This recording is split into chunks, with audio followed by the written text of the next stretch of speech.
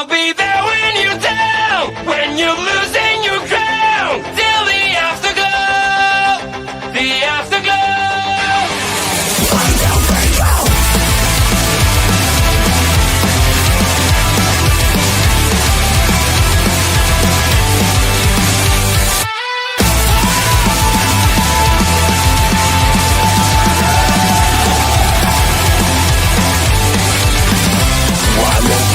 fading away. You look so great when you gotta shine. One more part of you is gone now, as you keep smiling at the crowd. Pressure is your best enemy. Spotlights show what I wanna see. Sometimes it feels like you're under attack. You just can't break free. I'll be there when you're down, when you're losing your crown, till the afterglow, the afterglow. I'll be there when you fall, when you're losing it all. In the afterglow, in the afterglow. Whoa!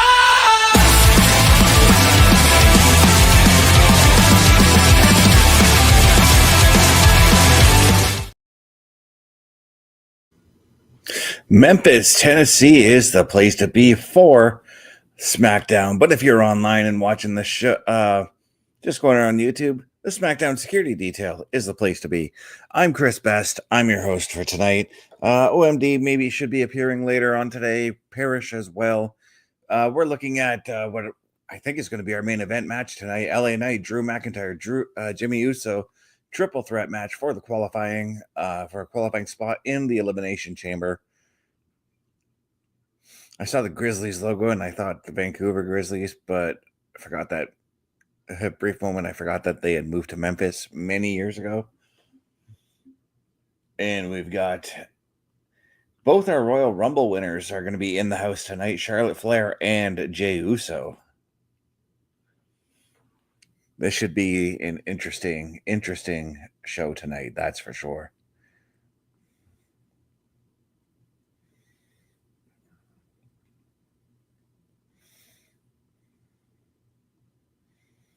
And right now we are looking at what happened last weekend at the Royal Rumble.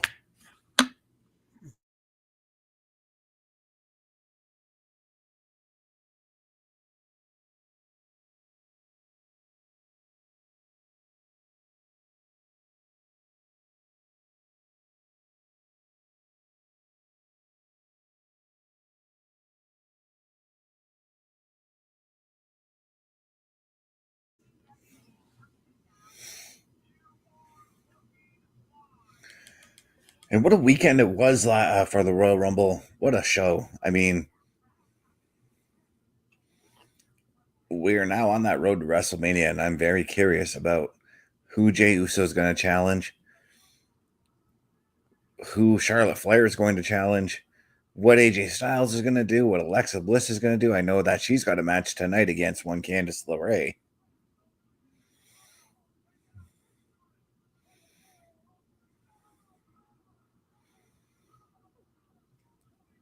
The question I have next, too, is what's next for Cody Rhodes? What's next for Kevin Owens? We have a Carl Carafell in the house. Surprise. Did not expect you to come in today, brother. How you doing? I'm good. I wanted you to sit and stew just for a couple of minutes to be like, damn, I got to do this by myself again. And well, I had the night off, so here I am. Nice. Well, we're looking over at everything that happened at the Royal Rumble. Did you get a chance to watch that show? I did. What a show it was, eh? It was decent for sure. Yeah. I wanted your thoughts actually on Charlotte taking the win. Because I wasn't too impressed with it that night, the night it happened. But now that I've had time to let it sink in, I'm okay with it. I have been very vocal in the past. I've never been a Charlotte Flair fan. Yeah, I'm just going to leave it there. Yeah. But this I was excited about for sure. Oh, Jey Uso taking the win. No, look at the screen. Look at the screen. Oh, yeah, she's going to be in action tonight. That's why I had to come on, because I'm like, Alexa Bliss is back, and I'm gonna wear my Bliss shirt, and she's on SmackDown, which sucks for me, but I can at least see this one.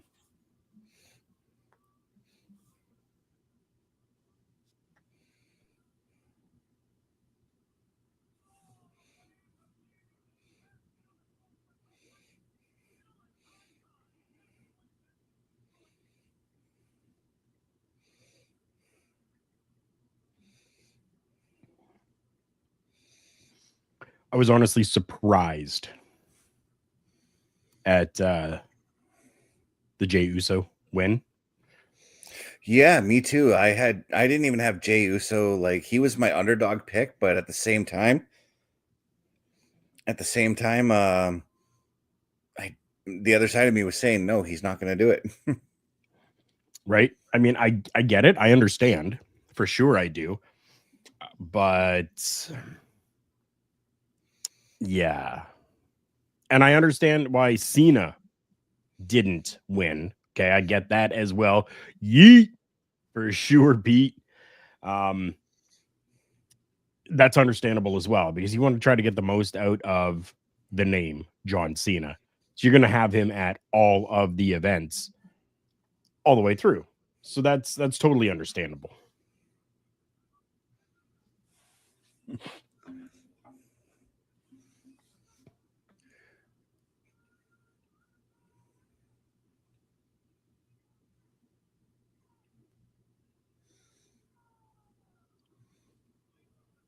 I am extremely curious about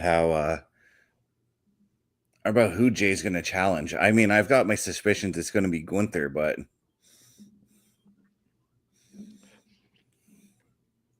You think we're going to find out now? Or do you think he's going to let us simmer on it for a bit? I think he's going to milk it for a little bit.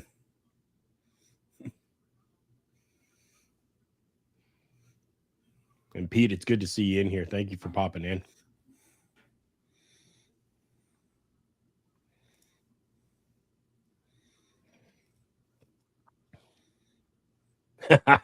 I would love to see it, Pete. You and Jay in a yeet off for sure. Bulkster, I'm watching SmackDown with you guys tonight. Awesome. That's fantastic.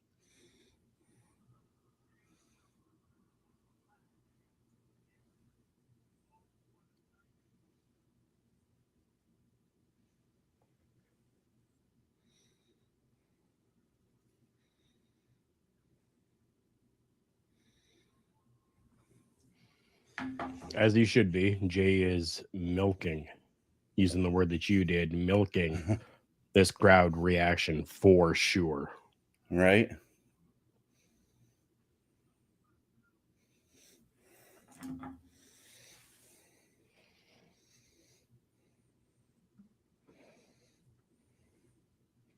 Good for him.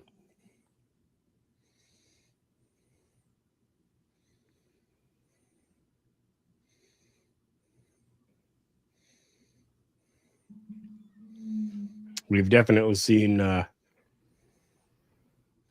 other underdog champions happen in this business. So there's a huge possibility that Oos could win that big one, win that championship, and carry the company or one of the brands at least for a little while, right? Gunther really, I wouldn't say is carrying the company. It's kind of landed on Cody. He seems to be the ambassador for all of WWE, but yeah, it's interesting.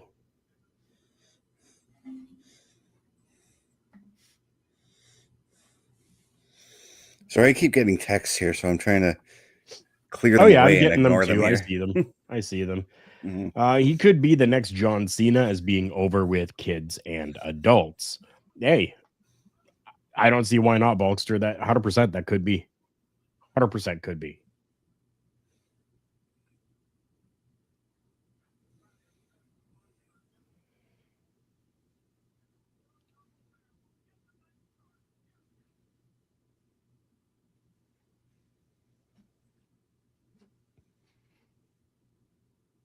And as we wait for Jey Uso to spit on that mic, I want to say thank you to each and every one of you who are here.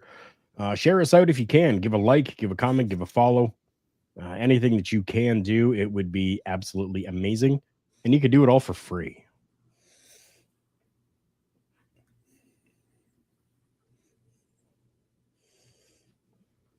Right, but Jey Uso's got the stick right now.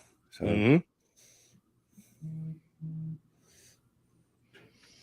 Bzz, bzz. yeah. Yeah. It just hasn't stopped today for me for whatever reason. Oh, wow.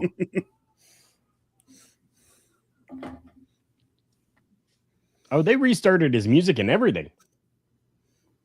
Oh, yeah. I just looked I looked earlier and saw that he said like, hey, let's replay that and do it again.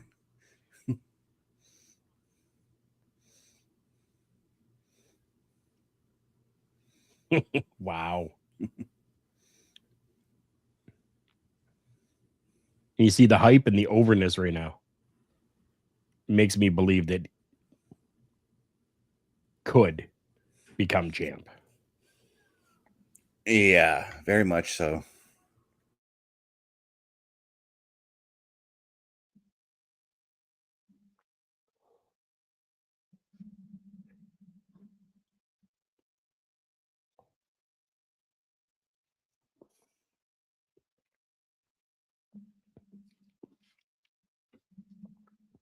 And from the fans, of course.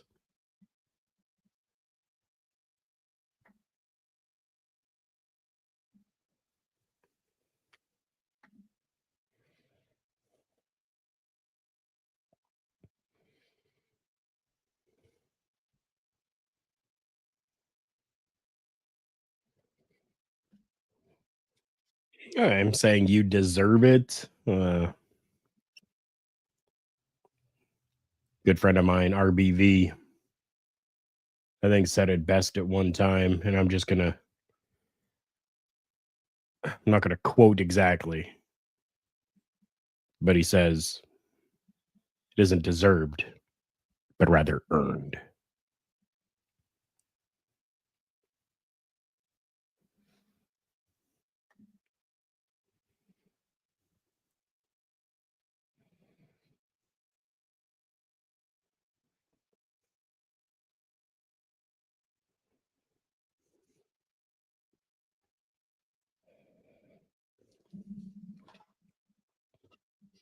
Oh, interesting.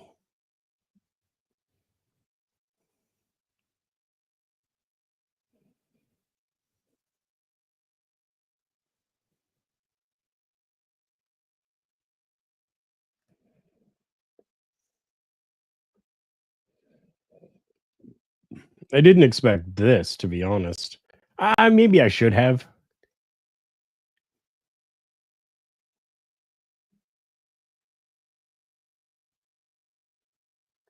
That's cool.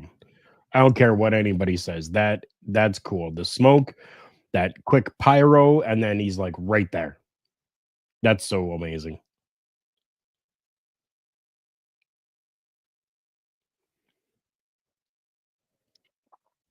Reminds me almost of like when back in the day when Rey Mysterio would do the pop up out of the entryway.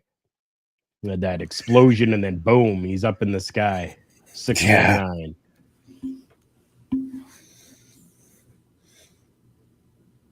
Oh, And wait. speaking of Ray, like him and Ray Phoenix might be my favorite first two starting off the Royal Rumble moments. Penta? Yeah, sorry. I confused brothers there for a second. Cody with a custom vest. I like that.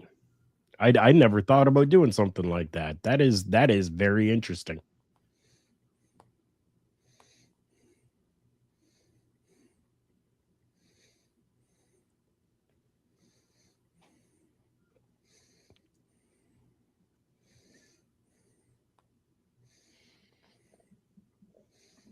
Yeah. Bulks are saying, I hope we see some Wyatt 6 stuff, especially with Alyssa Bliss or Alexa Bliss. Sorry, I'm reading it. So Alexa Bliss come back on the Rumble. Pete saying always looks smart. Does our Cody? Yes, yeah, he does. Very, very sharp.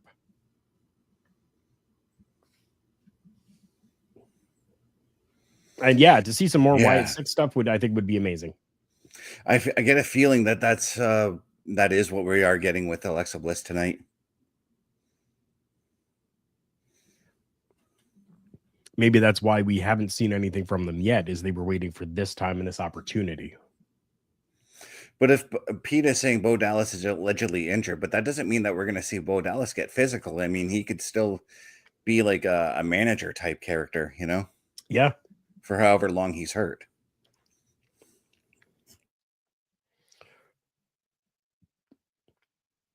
And it could be as simple as, Bo bowing to Alexa and going, I've kept it all alive and well for you. Here you go. Until he's back, right? Like,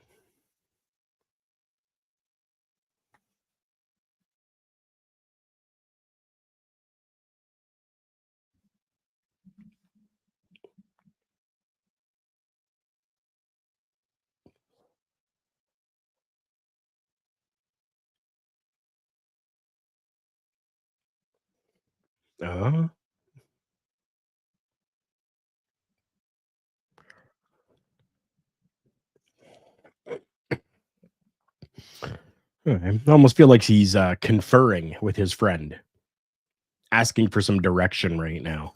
Mm-hmm. There's actually a part of me that wants to see Cody take on somebody else. Like, I don't know if I want Cody involved in a bloodline type thing for a third Mania in a row.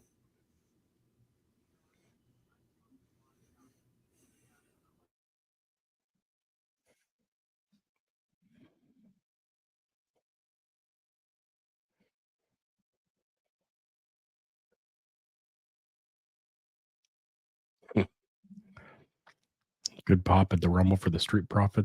All right.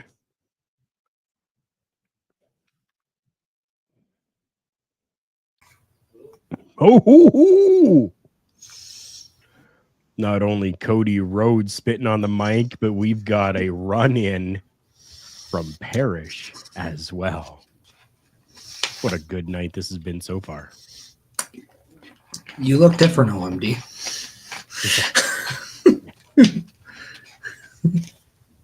How's everyone doing? I'm doing good. Pretty good. Doing good. Good. My pro wrestling heart is happy. Very happy to hear that.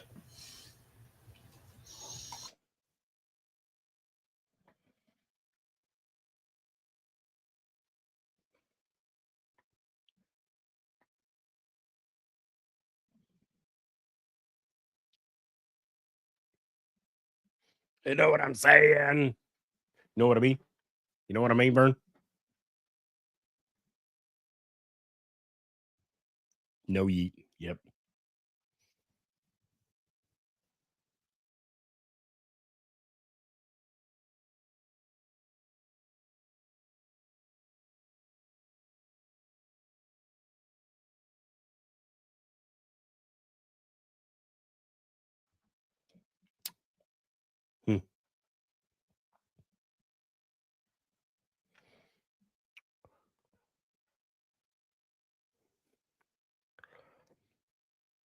There we go. Okay.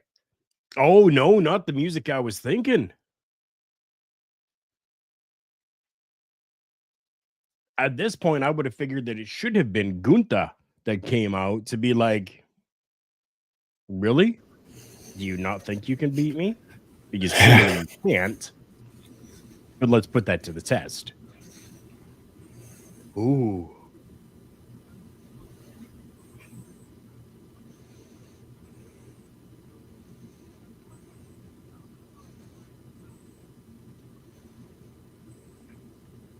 Ooh.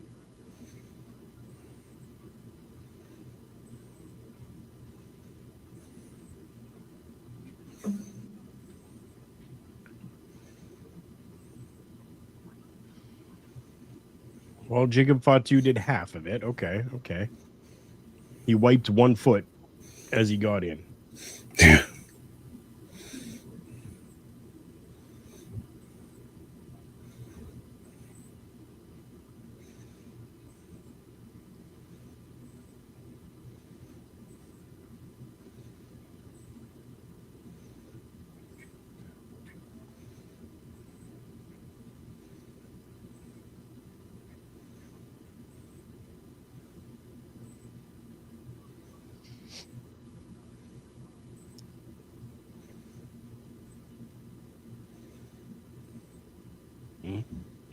Okay. Got a point.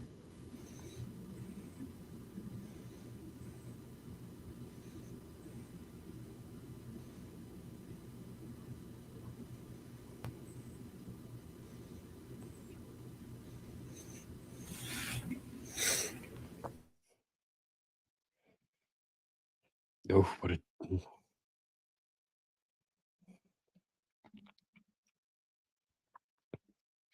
Yeah, definitely me too. Or Jacob Fatu, for sure. And I think that's what we're going to be getting.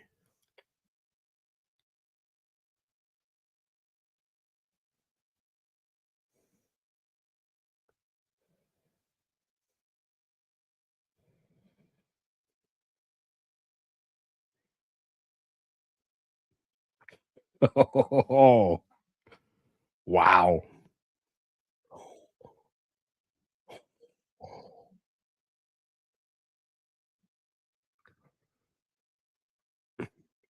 All right, makes sense as to why he, started calling out the injuries that he's faced with right now. So,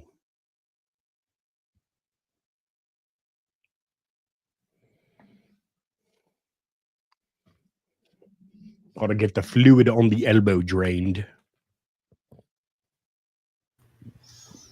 Ooh.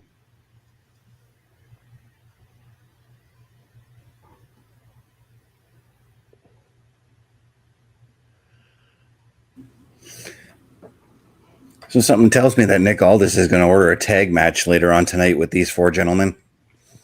What gives you that impression? All the fighting.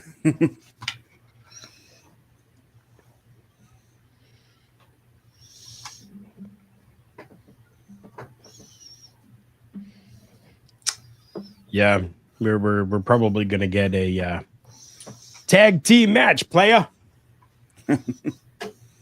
Speaking of tag teams, here comes your women's tag team champion.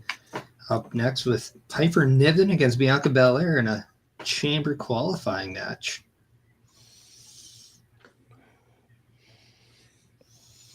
I hope that it is Piper Niven, 100%. The women's tag team champions, you were tag team champions.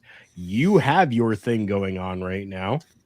Mm-hmm. So do your thing. Focus on that until you lose them. Once you lose them, then focus on something else. That's just Right. personally how I feel. But at the same point, who's to say they're tag team champions by the Elimination Chamber? Right. But they're tag team champions right now. So why are they not focusing on those championships for themselves right now? Well, if Piper Niven wins, they could claim that her and Chelsea Green could get a tag team title shot down the road. But I'd rather that now. Yeah, but you gotta, because I'm not seeing anything much from the women's tag team champions right now. Sure, they're going, they were over on NXT, and yeah, like I get that, but like you're the women's tag team champions. Make it mean something. Right now, I don't feel that it really means anything. They're just single competitors who are just, thrown together and, oh yeah, I guess we'll just do this once in a while type of thing.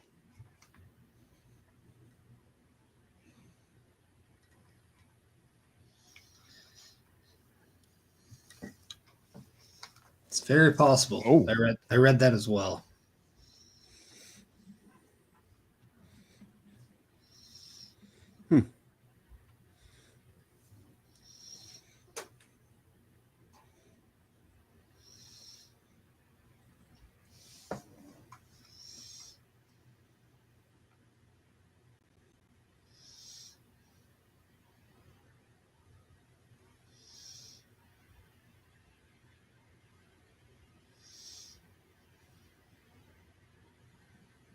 I'll be back in a moment. All right.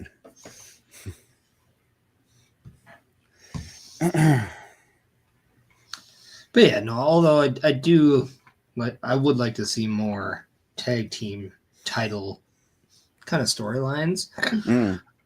I also wonder too if this is the beginning of the comeback for Jade Cargill, if that's why we're seeing maybe Bianca Belair being put in something like this, where maybe this is where we see little hints of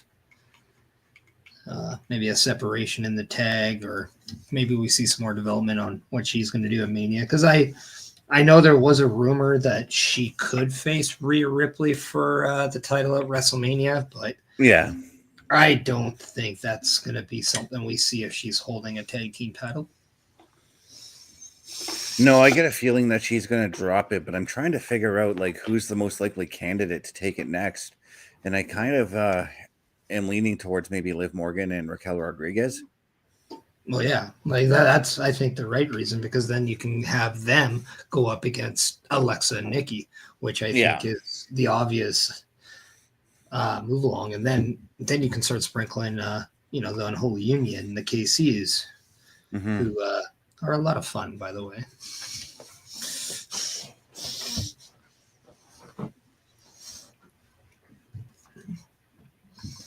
There you go, Best. You called it.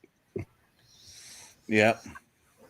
But it wasn't an announcement from a Nick Aldis unless they said Nick Aldis said it was happening.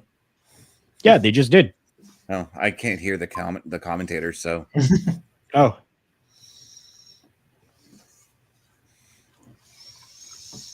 Well, I mean, every match that gets assigned on SmackDown, Nick Aldis has to approve it in some fashion. So, yeah.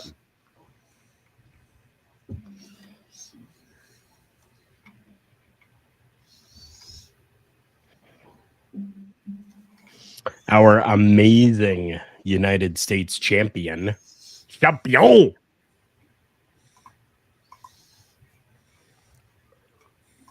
how we doing? Carl, it's a pleasure to see you here on the Smackdown Security Detail. Bro, this is your show. Where have you been? I just got here because I finished work at 8. yeah, I'm not for. I'm usually the last one here. Stop stealing my gimmick, brah. How are we doing, gentlemen? I'm doing well. All right.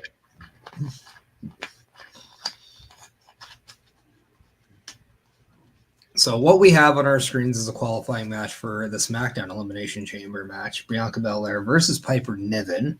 Okay. And what you've missed is so far there is going to be a tag team match later with Cody Rhodes. And I did get the graphic for that. Yeah. So that was because there was an opening promo with Cody and Jay, which was interrupted by Tama and Jacob Fatu. And let's just say offbeat shenanigans came into play, and tag team match resulted in it. I do know there's a men's triple threat match for tonight to qualify for the Elimination Chamber, featuring SmackDown's newest superstar. I'm happy that after 28 minutes into a show, we got some pro wrestling. Is this our first match? This is. Yeah. Wow. Yeah, we had the opening promo, and then we came to this. Okay. But I mean, with a 3-hour show, you have that allowance of letting things breathe. Yeah, true.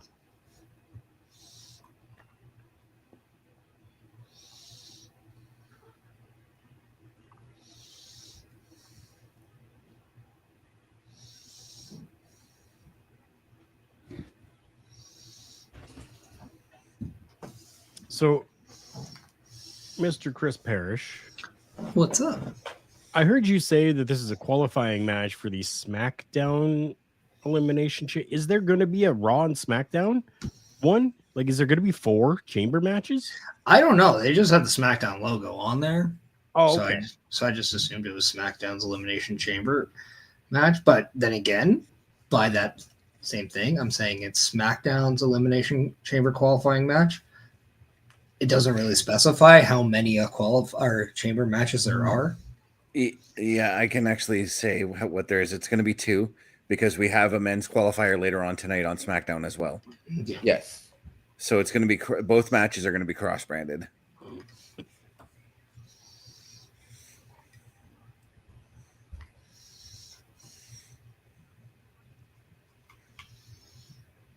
My audio feed cut. Oh, now it's back. Oh, because they went to commercial break. Yeah. Yeah. Oh, yes. Bulkster. This is the WrestleMania 56. Yeah, we've already discussed that right there. Yeah, it looks like Cedric Alexander has been released. We don't know much more other than that. We'll find out in 90 days, I guess. Yeah, I would put an early assumption on that it was a mutual parting. Yeah, they really weren't doing much with him. They tried to give him a run in NXT, but they didn't really do anything with him there either. No, I don't think it's much of them not doing anything with him. It's just, sometimes when you have that many people, like you don't have room for everyone. Right. And honestly, the things he was doing weren't really connecting. So he can go to AEW and work with the Hurt Business or Syndicate. Yeah. So probably the worst kept secret out there. Yeah.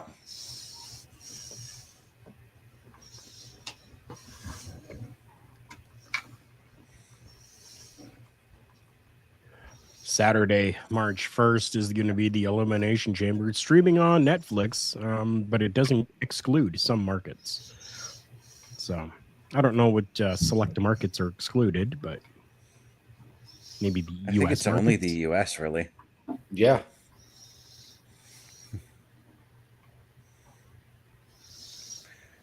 Maybe India, because if I'm not mistaken, I think in India, WWE airs on Disney Plus there.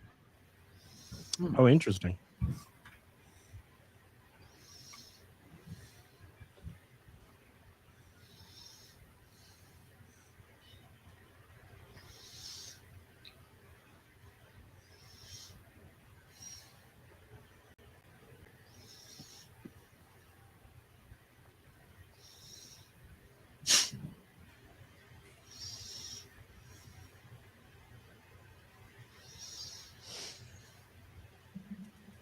Come on, Piper.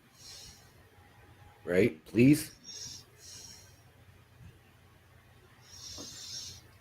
There has been a step to Bianca's game as of late that I'm very much enjoying. She is getting a little bit more aggressive, but then you see the glimpses of her showboating a bit too much, and it just really takes away from the pace. But the fact that we're seeing those aggressive moments, especially from her attacks, I'm enjoying the evolution in her game right now. It's kind of a newfound confidence in her, eh? Wondering if it's a foreshadow. Like, this is a perfect example of too much showboating. Yeah. It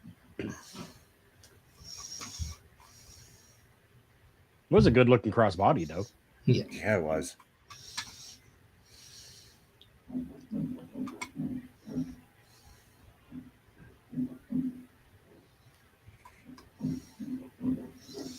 Third attempt of the KOD. It's not working out. Bianca, I think you should stop trying that.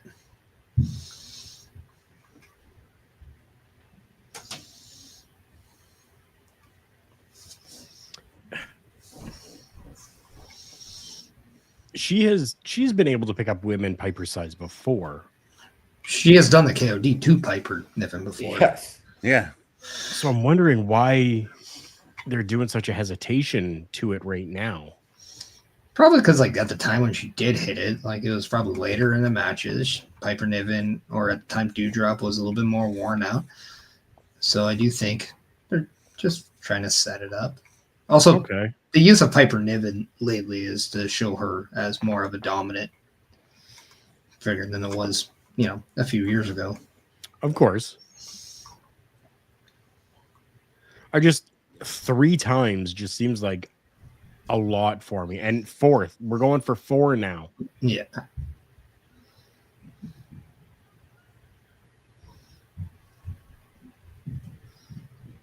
Well, maybe this is kind of a theory in this match here. Like Bianca Belair is just going to the well too many times, and that pays dividends. Maybe. Oh, damn it.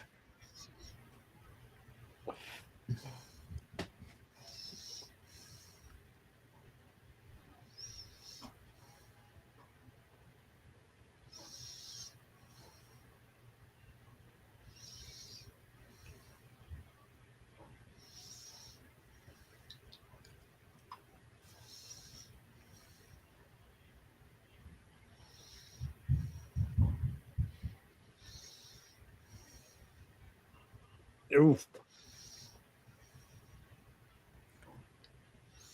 5th time.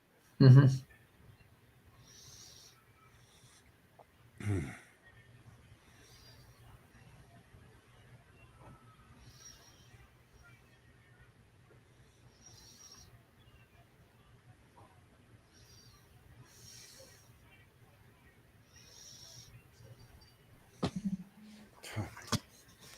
Had me scared with the way her knees were shaking while carrying her.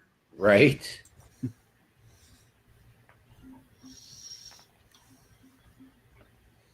I'm not a fan of that. I'm not a fan of that at all.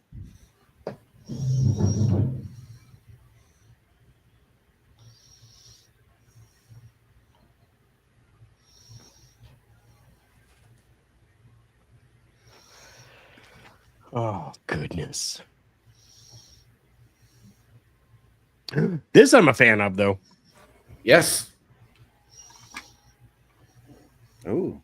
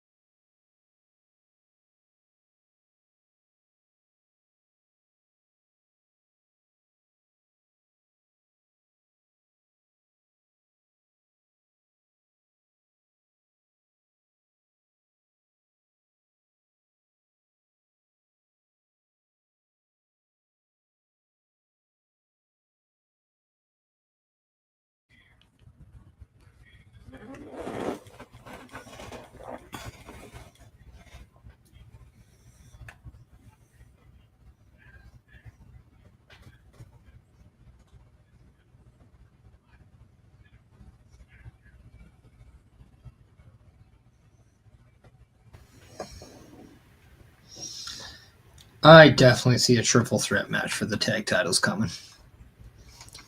At the very Yeah. least. Mm-hmm.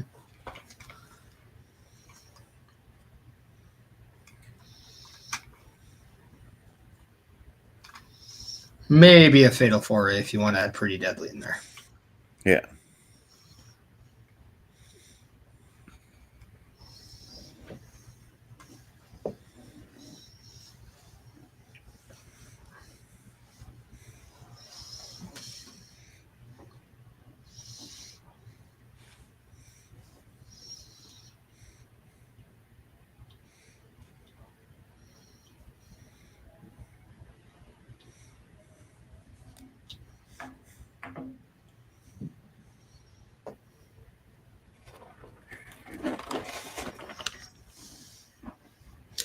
Balzer, they do call it the no escape match in Germany.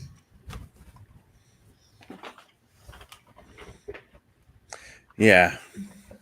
Yes, There's they a do. very controversial reason why they can't call it the Elimination Chamber in Germany. Right?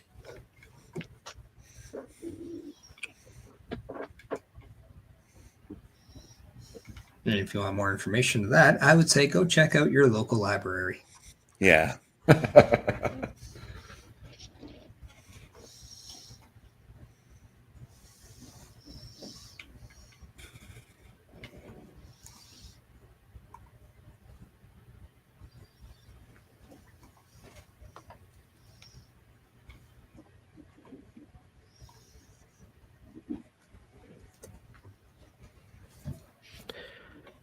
By the end of tonight, I'm going to be hearing this music playing as I'm trying to fall asleep, and it's going to haunt me. Yes, it will. Yep.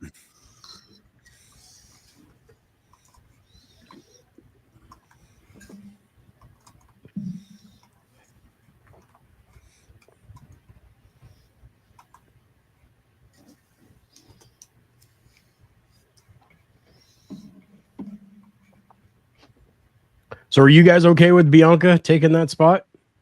Yes. I'm looking at it more of a long-term thing though, because I do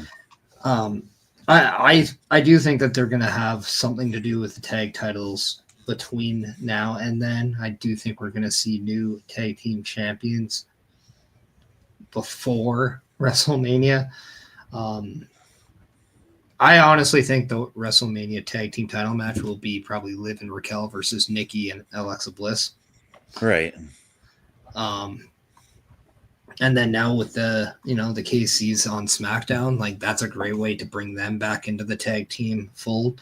So yeah, and then you also have to add Jade Cargill to the situation, and is she going to do something with Bianca Belair, Naomi? Like what's kind of that role? And then Piper Niven, I have a feeling she eventually will do something with Chelsea Green over that United States Championship. Okay. I'm with you, Carl. I'm not a big fan of Bianca getting the spot in the chamber. I think what they need to do is focus on the women's tag titles, and potentially that's where you reintroduce Jade is at the chamber if you have them lose the belts there, unless they're losing them this coming Monday or whenever that tag title match takes place. Right. Bulkster says he's watching someone on Discord, a person Discord.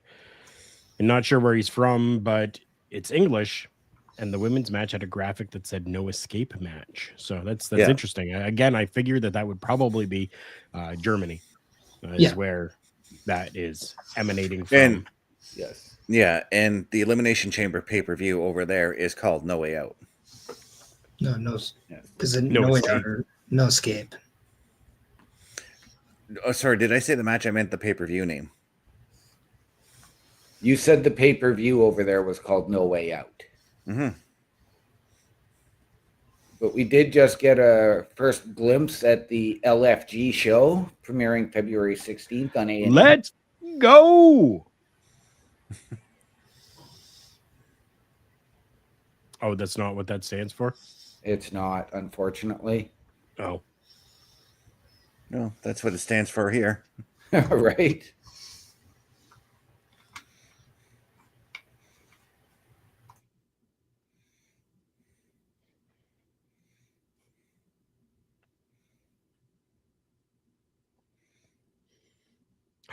There it is.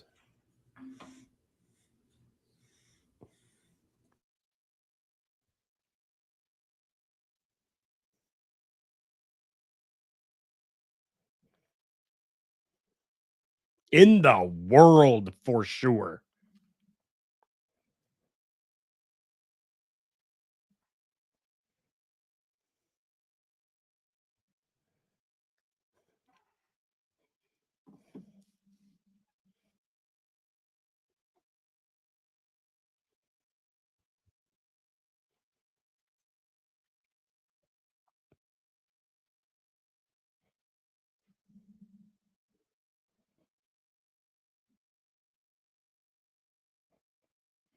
I like those titles.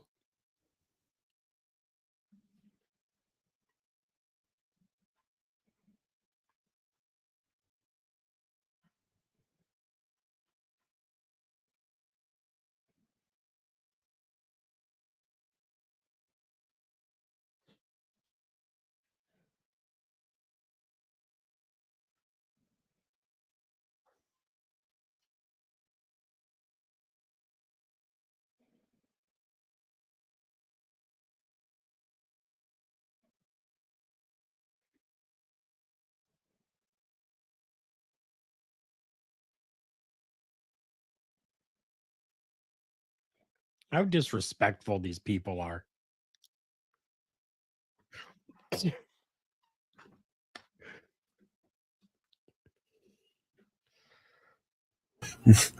And Wade Barrett just echoed your sentiments, Carl. Right.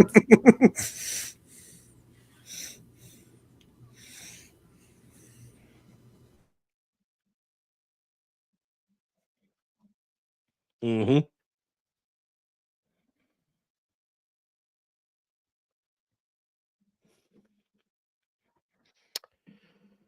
Ooh.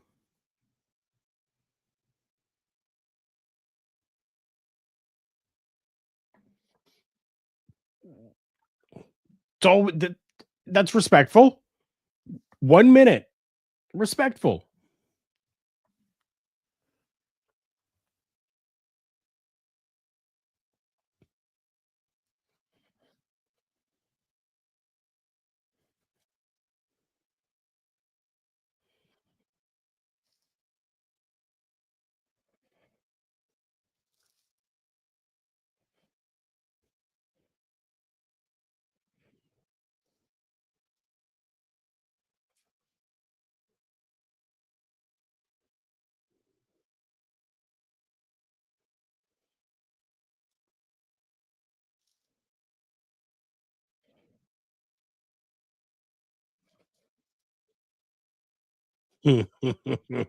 Well, good opportunity for Pretty Deadly, I guess. I love the fact that Johnny knew where Nick Aldis was going with this. Because he kept saying next week, next week. Yep. Just when you think you know all the answers, Nick Aldis goes and changes the question. Yeah, right?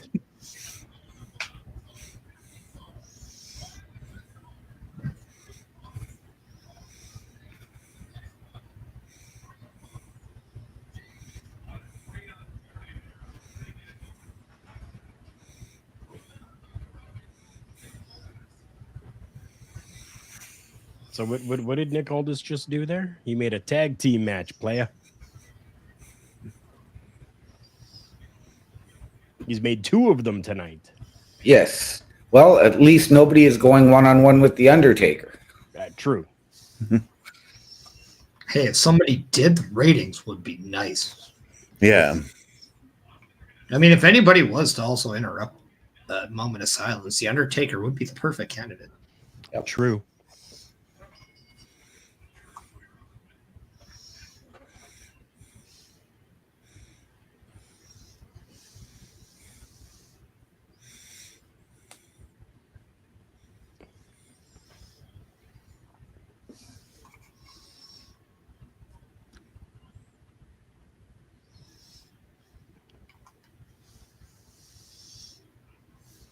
So it's very highly doubtful that even being in street clothes is going to be much of an issue for DIY.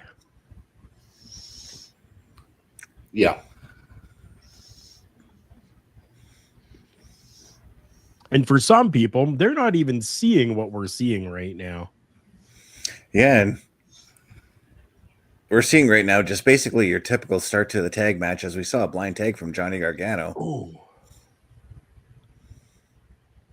And Elton Prince taking the fall to the outside. That was a beautiful looking knee. Boom. Right to the face.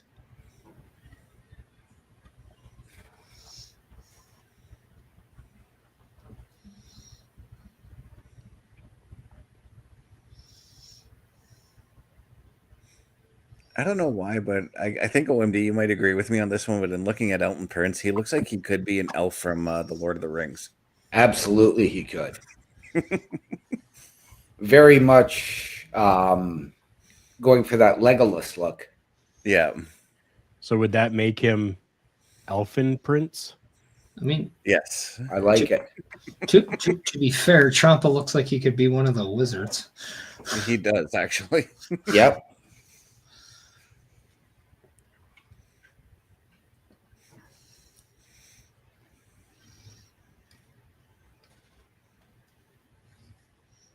The commentary team is taking a little bit of a break as well. They There are. was no commentary during that that little commercial break.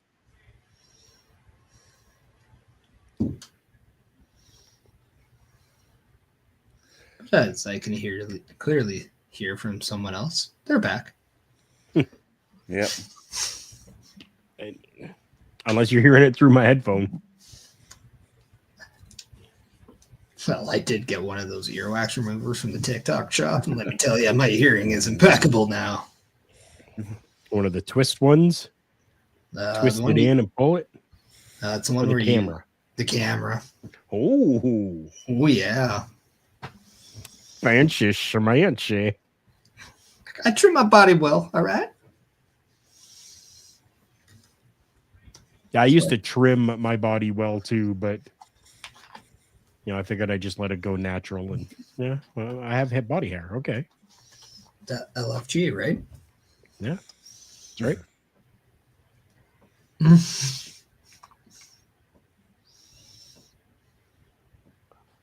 I'm already a legend in my own mind. Ooh, a nice little side effect there.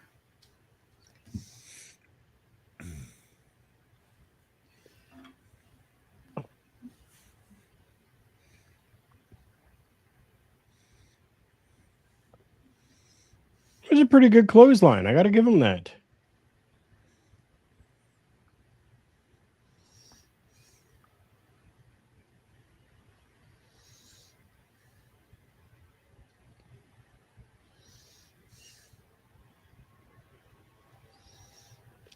Oh, that was interesting. Right?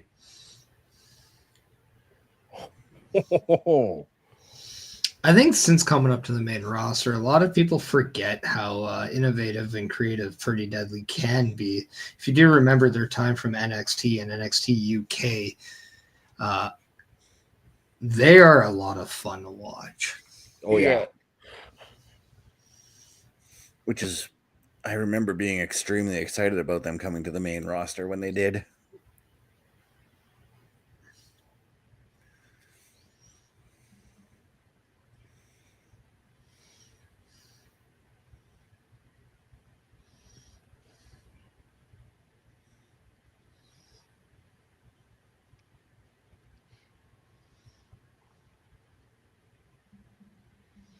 I wonder how restrictive their upper body costumes feel when they're wrestling.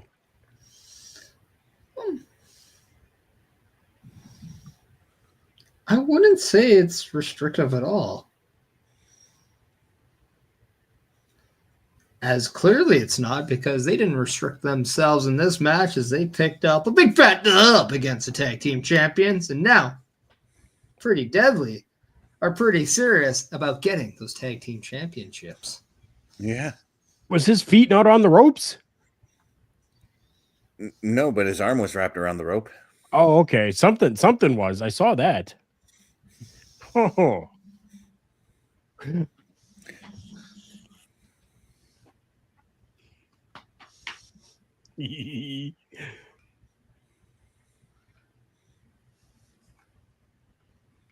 How fitting is it, Parrish? As I was putting together the description for the matches on the show tonight, I was thinking about this. How fitting is it, Parrish, that the last Royal Rumble you went to was Alexa Bliss's last match, and then this Royal Rumble you just came back from was her return match? Oh yeah, I've said that for a while now. Yep. I'm well aware of that. Did she not wear the same outfit to both She events? did. You? Well, she had a different jacket on, that's for sure. Mm-hmm. Well, yeah, yes, but the ring attire, the ring outfit, the wrestling gear was the same, wasn't it? I believe so. I That- think so. That's what I've been seeing. It was, if not very, very similar, because I think maybe this year's was a little bit darker in terms of the shade as opposed to what it was 2 years ago. Oh,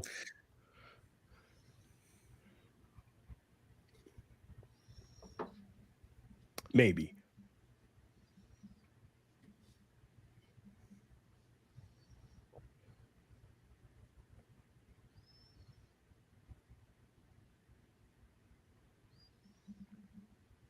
And as we're in a commercial break, thank you to all of those that have joined us over on Facebook.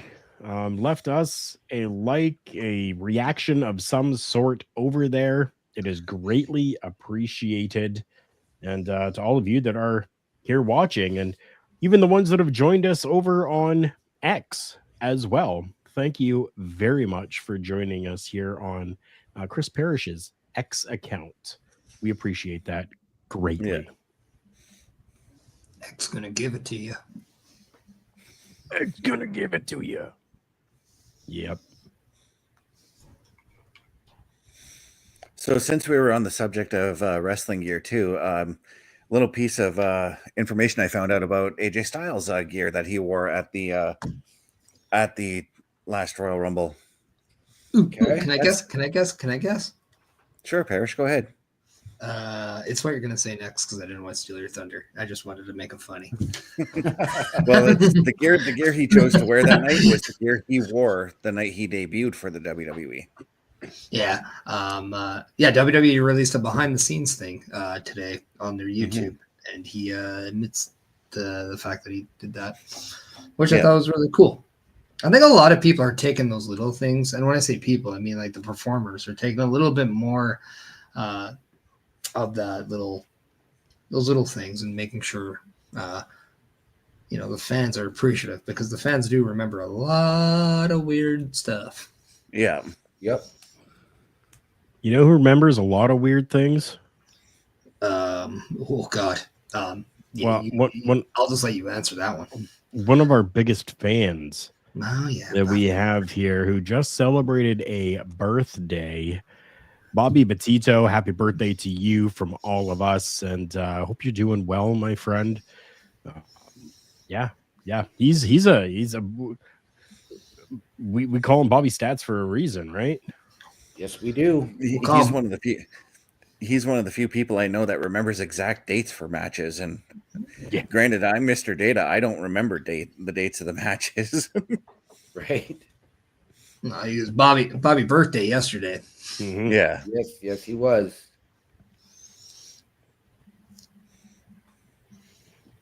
As Mr. Parrish did give him a shout out on Brace for Impact.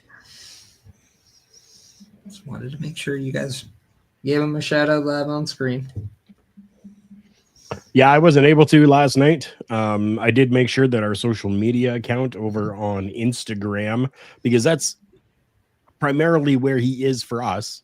We put that out there for him there, and he even messaged me saying thank you, and he was very appreciative that we were able to shout him out like that.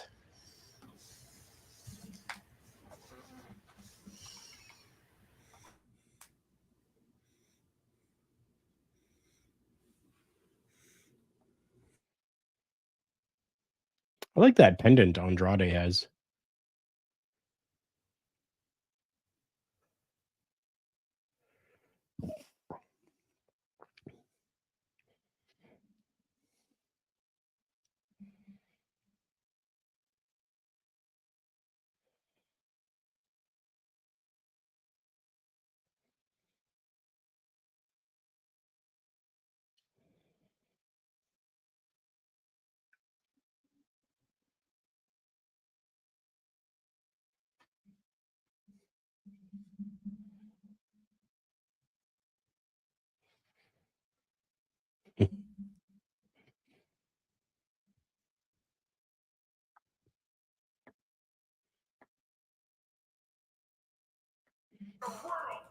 I see some lurking in the background. I heard some blabbering in the background.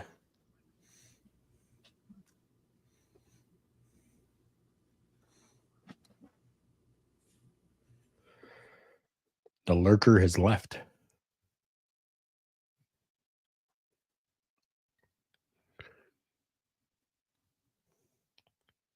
Oh, lurker's still there.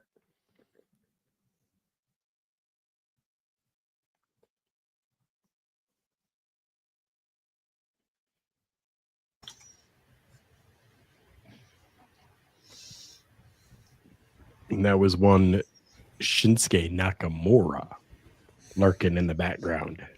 Yeah, he was doing that last week too. So he's trying to plan out who his next target is going to be. It's very weird that Nakamura and now the Wyatt Six are on the same brand. Mm-hmm. There's going to be a lot of lurking in there. Mm-hmm. A lot of lurky-loo going on. A lot of circle lurks over there. Right. Oh, a lot of what? Pardon me? Circle lurks. Oh. Okay. And, lurking in the circle. What were you Yep. thinking, Carl? Yep. Yeah, I don't know what I heard. That's why I had to clarify. I think you need to get that same earwax thing I bought, too. I think so, too.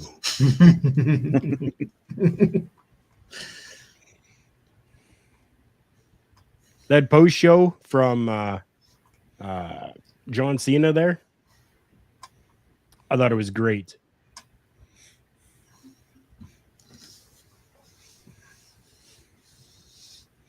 And we've got Poppy as our music for the Elimination Chamber. Well, what's that song? New Way Out? No way out. No way out. Speaking of a way out, Drew McIntyre is making his way out, as it is believed that he is the newest member of SmackDown. Ooh. I watched a video this afternoon with him and Nick Aldis where he officially signed his contract.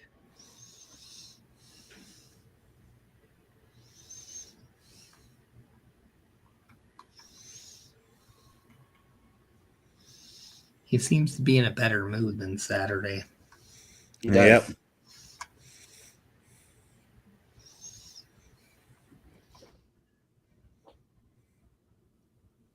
Speaking of lurkers, and it was interesting. TikTok just sent me a notification that a friend of mine, known as Momo the Lurker, just went live on TikTok.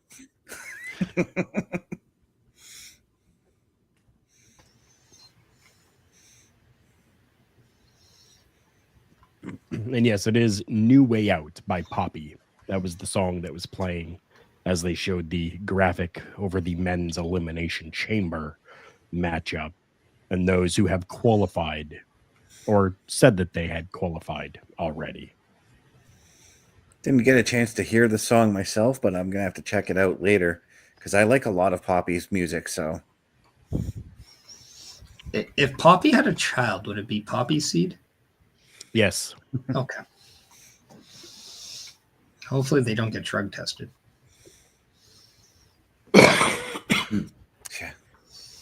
Yeah.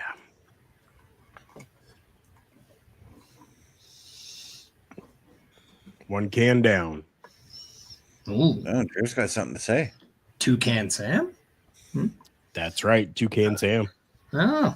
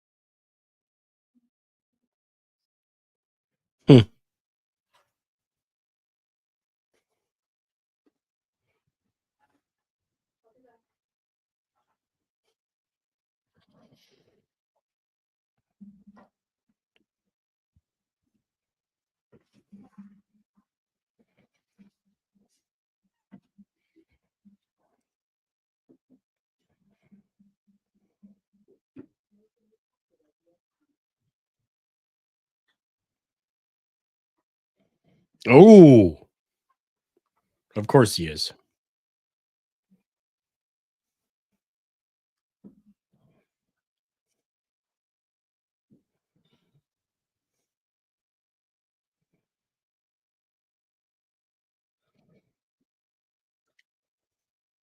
Interesting. Okay.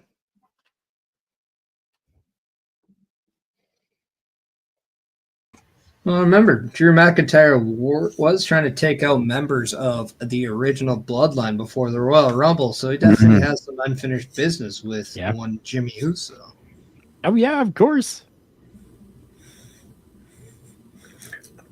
He was going after not just the original members of the Bloodline, but anybody who had an association with Roman.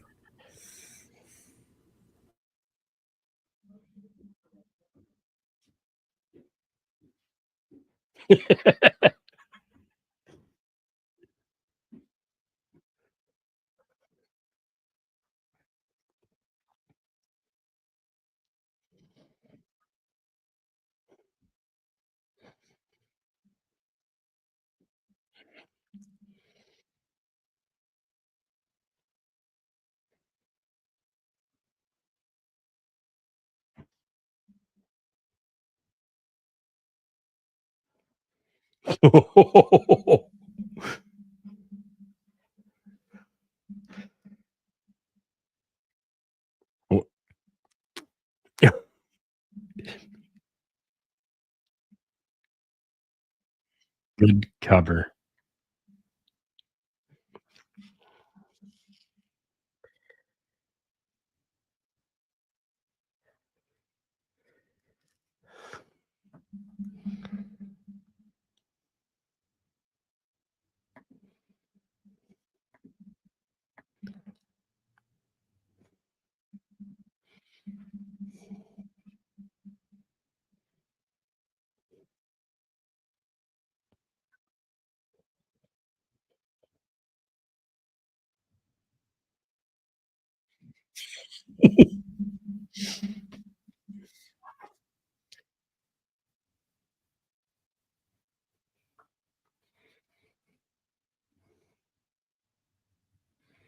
Oh.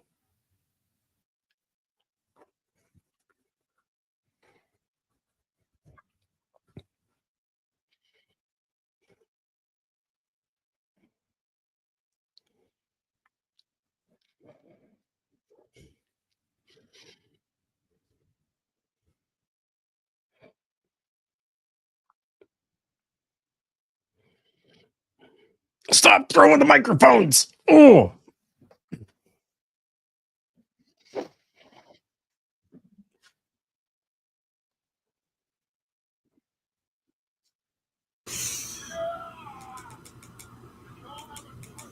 Carl, you sounded like me there earlier because I was actually I was playing some 2K24 and I had a match against the man who's making his way to the ring, LA Knight, an Extreme Rules match.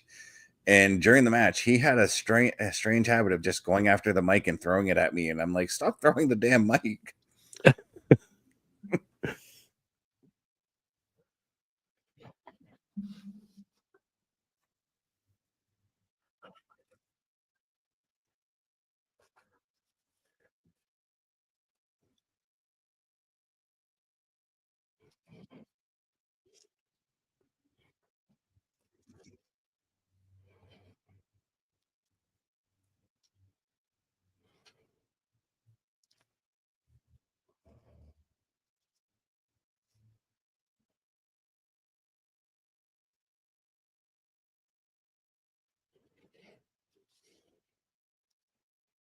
Oh.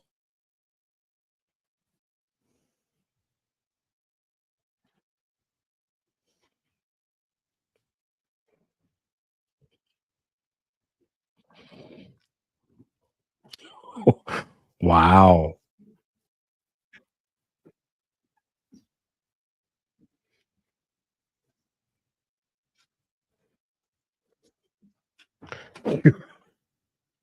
Drew McIntyre.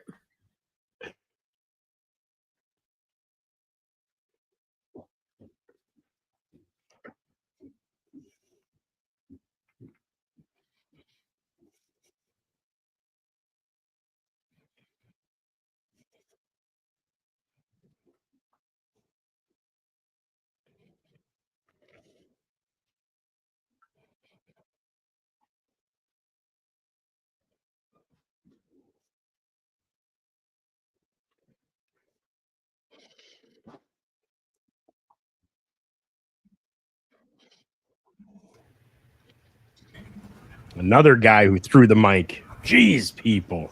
What a shot, though. Oh, Right? yeah. Well, wasn't Drew's disappointment wasn't that because of LA Knight? Man, that's what the internet says. Hmm. The You internet's don't like a believe picture everything book. on there? No. What? No. Believe it or not, even actually, I won't even go there. But no, I don't.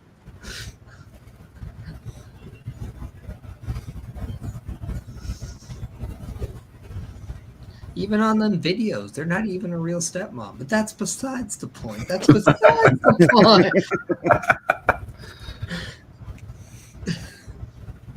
Yeet.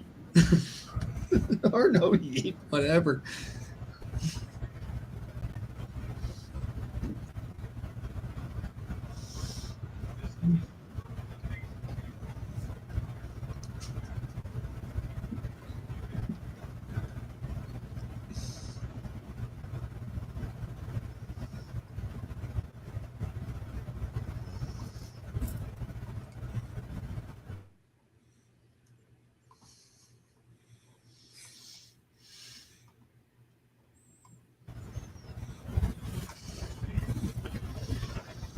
I've got nothing. I can't even hear my TV.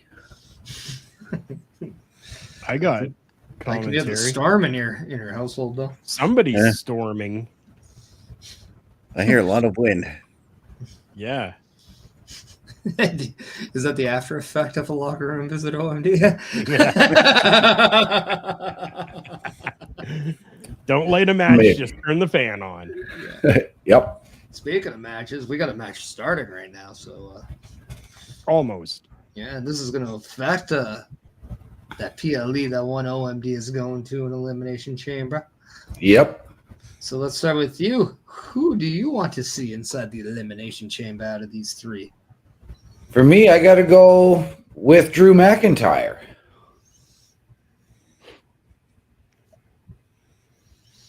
Are you going to bring your binoculars?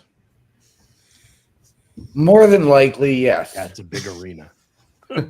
Yeah. And I know we're up somewhere in like the nosebleeds because I know our tickets were under $200. And that's Canadian people. That's like 50 cents American.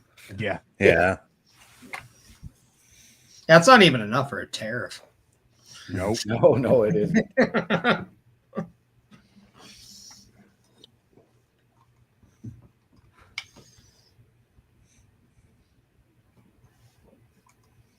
There you go, OMD. It's Drew McIntyre. I know. I heard LA Knight. Yeah, you did. So a fun little way to start that matchup for those of us that could see it. And what they are seeing now.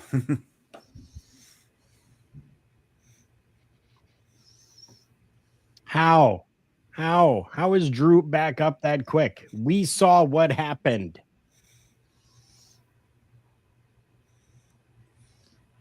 Because he got to sleep in his bed. That's why. So because I get to sleep in my own bed means that I can get kicked, 27 times and get up within 3 seconds? Yes. He slept in his bed. I don't know. His bed might have powers. He did maybe. say that he has a big house and a hot wife too. So True. Maybe that's yeah. It's a trifecta right there. I mean, I got a queen size bed and a small home with a princess that lays next to me. So maybe I could take half of what Drew did. I was going to say you could take 2/3, but I think we're heading into Steiner math there. Oh, yeah.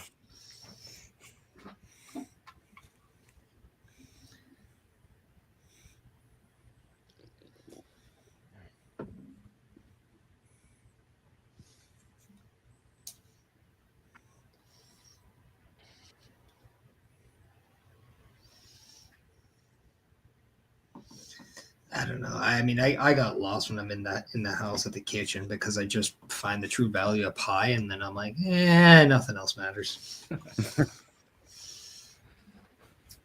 Well, yeah.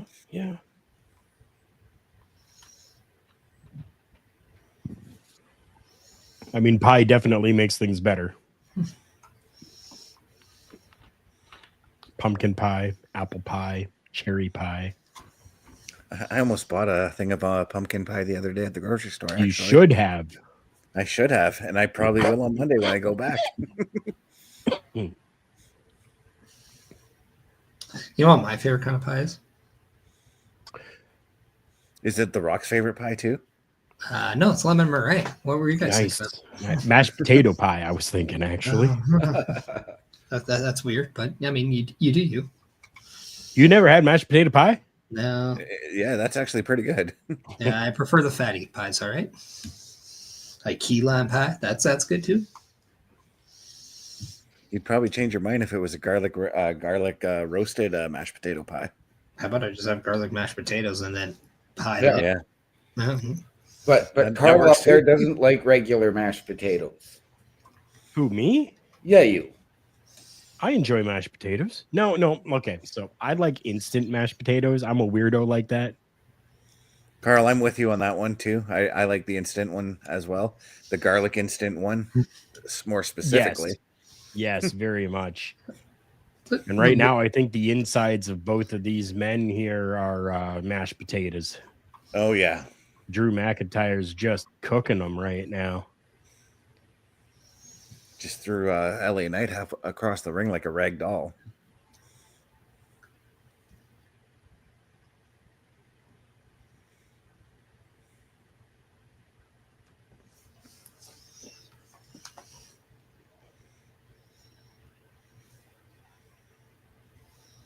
Big Jim Air Force.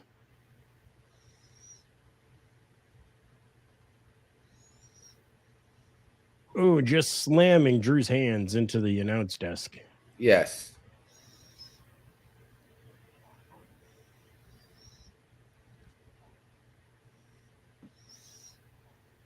And now slamming Big Jim's forearm into the announce desk.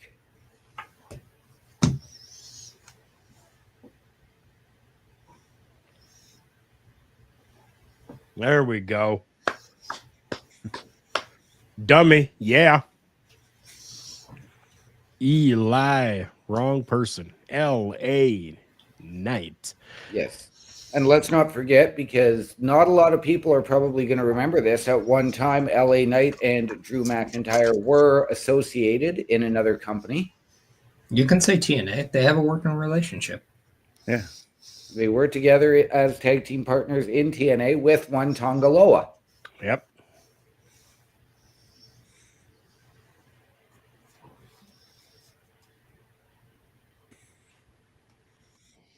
Bulkster's saying that he likes pie too. He probably likes that blackbird pie. No, he likes the chicken parm pie. Ah.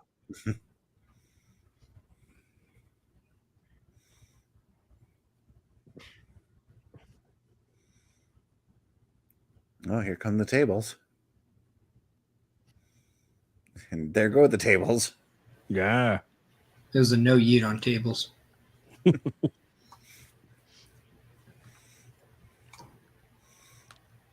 Well, that's the thing. A lot of people seem to forget about these triple threat matches. There's no disqualification. Yep. Yeah, I'm even one of them. Like, I completely forget every time. You do.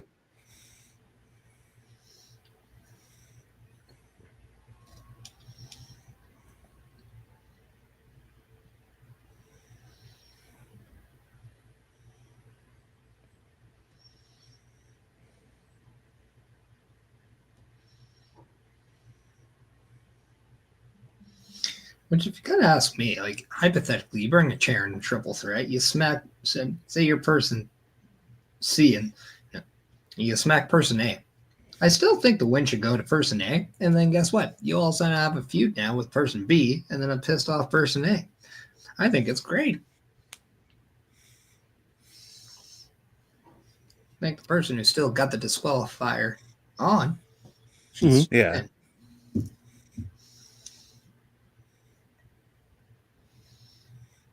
See, In a triple threat match, I think there should be disqualifications, but in a three-way dance, I say disqualification should be off. Why? So then you can do the same thing, but now it's different. It'd be like, why are there matches that are anything goes and then no holds barred? Like, what's really the difference there? There isn't. Throw a street fight into that one. Yeah. The same difference as an Extreme Rules match and a hardcore match. It's like, what's the difference between a Money in the Bank ladder match and just a regular ladder match? An entire briefcase No, where they contract inside? yeah, but you could put anything on in a ladder match. Yeah. True. True. In fact, Dolph Ziggler and one Mr. Luke Harper had a match for an Intercontinental title, but then Dolph Ziggler and John Cena had a ladder match for the briefcase. So the ladder, it wasn't a Money in the Bank ladder match. It was just a ladder match for the briefcase. Did we not just see a ladder match last Saturday for the undisputed WWE Championship? Did we? I know I did. Ooh. Oh. Now that's something to mac and cry about.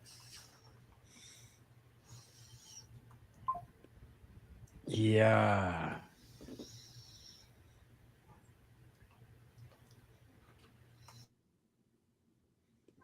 Oh, hung up in a tree of woe. Whoa.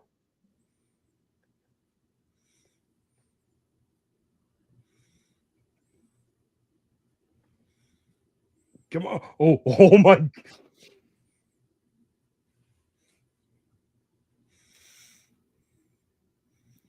Since we were talking about weird ladder matches, I actually do remember that Triple H and Kevin Nash had a ladder match for the Sledgehammer.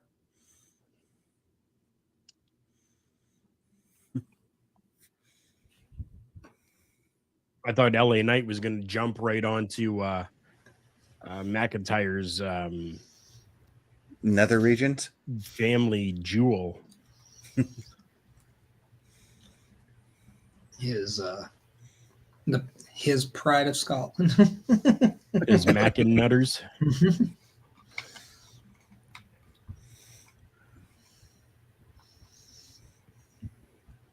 His chosen ones.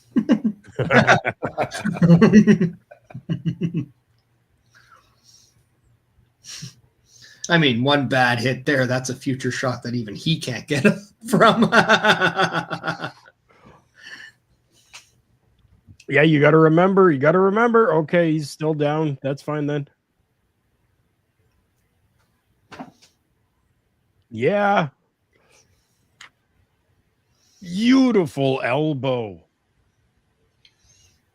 Oh.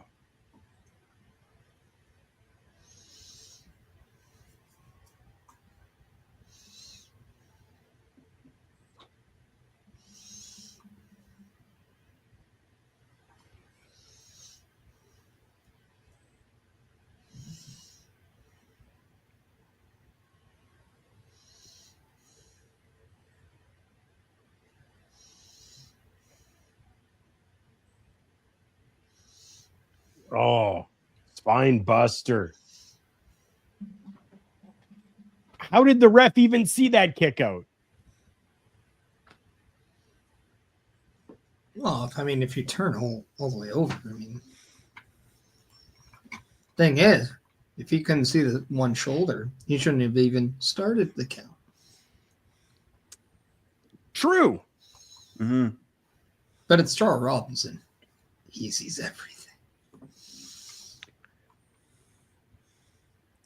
Just count your blessings. It's not Remsburg in that ring right now, Carl. FTR. Yeah.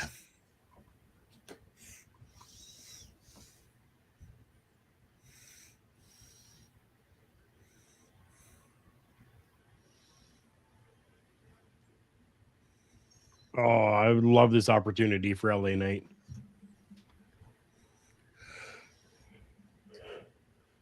Ooh, super kick, which means nothing nowadays. Nope. Ooh.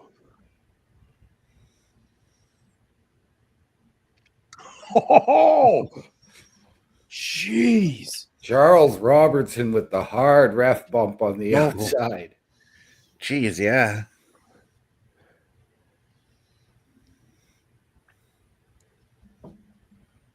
I mean, he didn't even look at Lil Nate and go, "I'm sorry, I really like you," before he pulled him out. My goodness.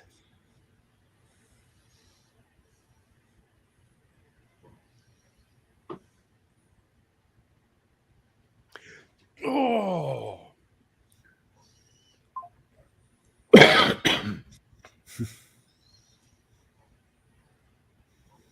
Little H being the trooper that he is just comes running right back in the ring for that. Oh, jeez.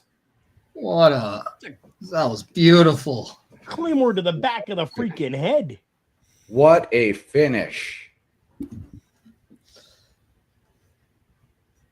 Holy jumping. I now see this as a way to move LA Knight back to either Nakamura or somewhere else now, unless they do have like a second chance match, but I kind of don't want that. Yeah, I don't either. Pardon me, sir. I don't want like a wild card or anything like that. No. Don't cancel me. It was only a burp. I'm sorry. Hey, that's allowed in this establishment. Yes, it is.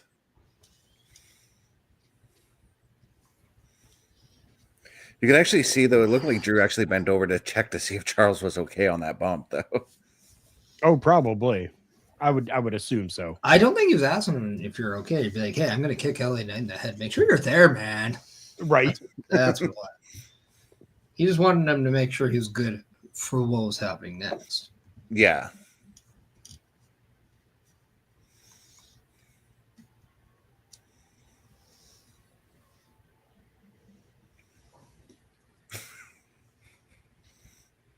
So this Elimination Chamber, the men's Elimination Chamber matchup, Cena is in it. I personally am not seeing Cena win this matchup. I think what we're going to have throughout the rest of this year is Cena going into these big time matches and just coming up a little bit short all the way to, let's say Survivor Series where he gets a championship matchup, wins it, and holds on to it for a month before retiring fully. Well, I was going to suggest that he do it potentially at the end of December, where they are looking at a PLE in Boston. In Boston? Win the title and retire as champion. Yeah, because I was going to say, if John Cena is going to be doing a lot of firsts and lasts during this year, why not put him in War Games? It's something he has never done. Yeah.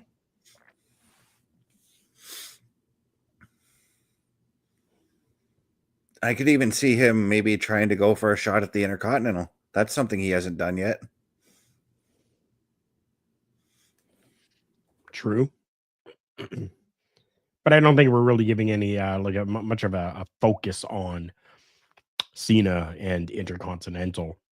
We're looking at Cena and breaking that all-time record held by Ric Flair.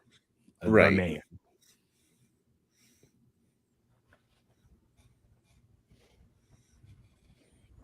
Out of curiosity, Careful, it killed the cat. what SHIT do we care if John Cena breaks it? Like, what does that really do? Nothing. Nothing. For me, nothing. Does it But really for that generation that grew up with John Cena, right? Just I think if like for us, right? For our generation, we look at Ric Flair as wow, 16-time. Like he is like that is the epitome of things. This new generation isn't really going to remember too much of Ric Flair, but they're going to remember John Cena. Yes. They're going to need to transfer that to someone else for the times. You know what I mean?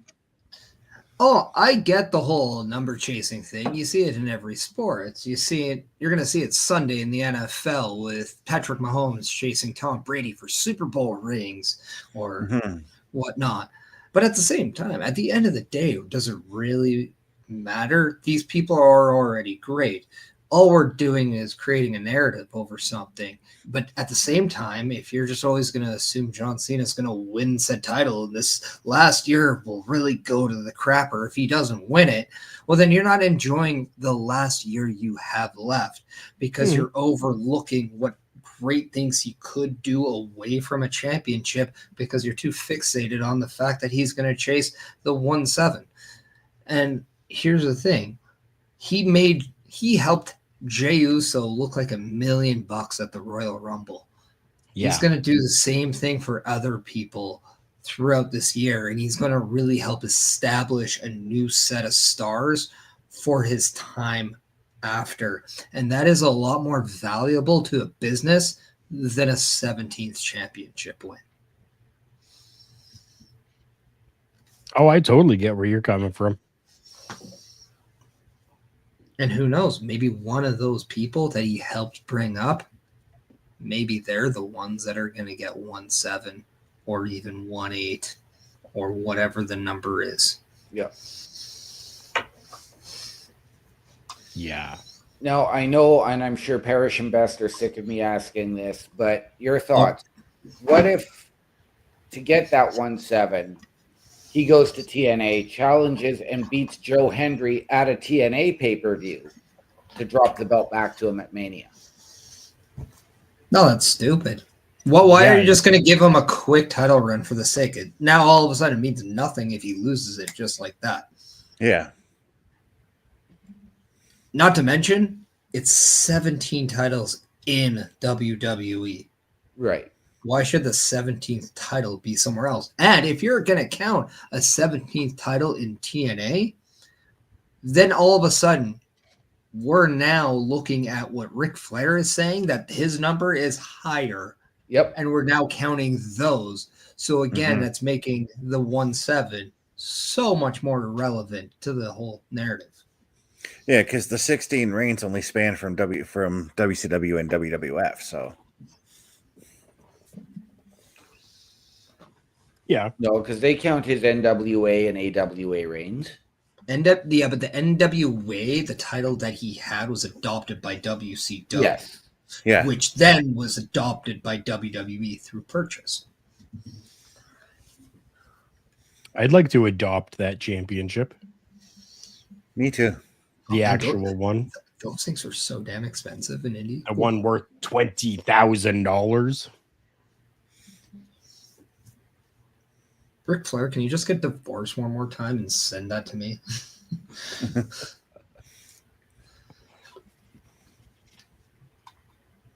Or just marry me, divorce me, and I'll take it in the settlement.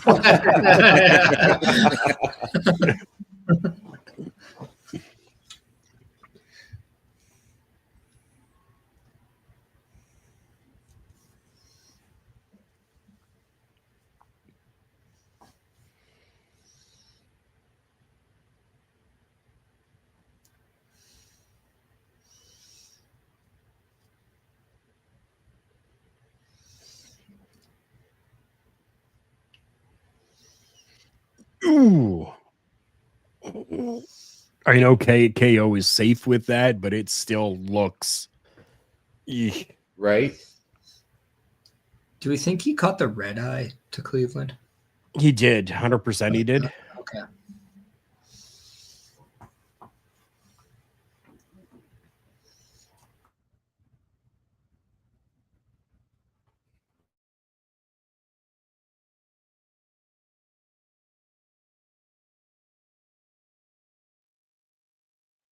I like Sami Zayn.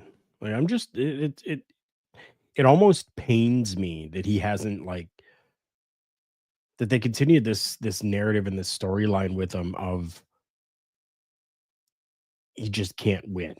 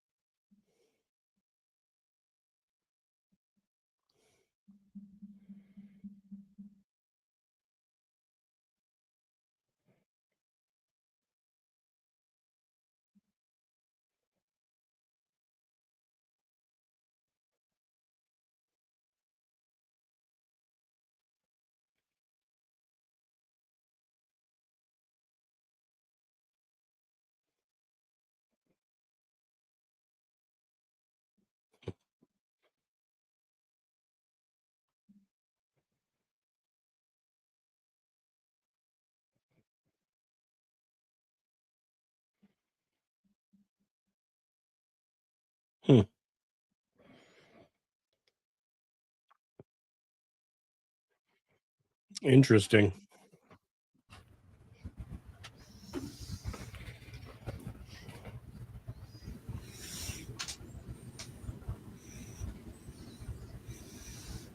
So KO's just going to look over the fact that Sammy came out there to check on him during the ladder match. Yeah, of course.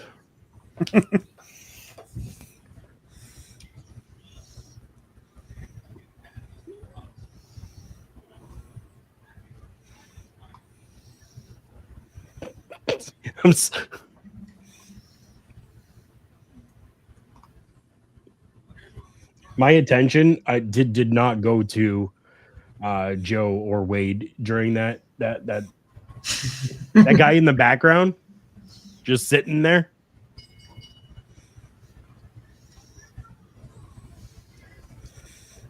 Sipping on his drink. That was gold for me. Yeah.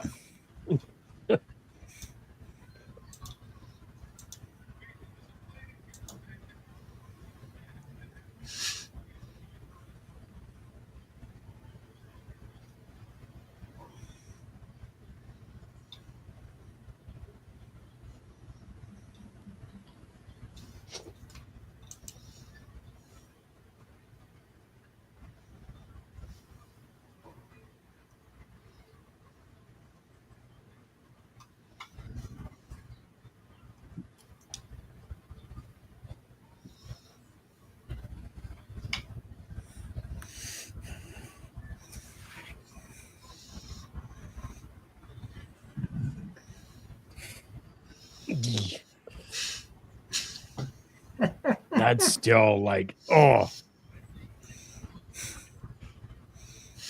good on speed. Good for him for taking that. Like, Yeah. Hey, if you're gonna get in a ring and you're not gonna take stuff like that, then get the you know what out of the ring. Yep. Don't play ball if you get hit by a pitch and cry about it. All right, it's a risk you're willing to take. Stop trying to get for sure.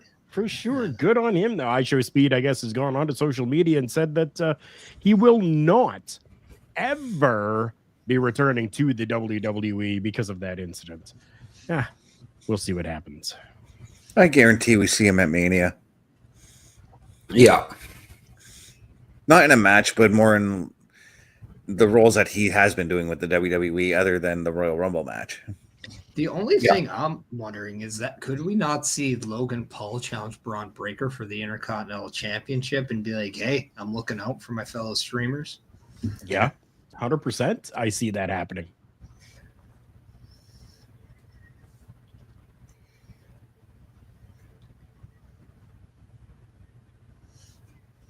I say make that match for Elimination Chamber. I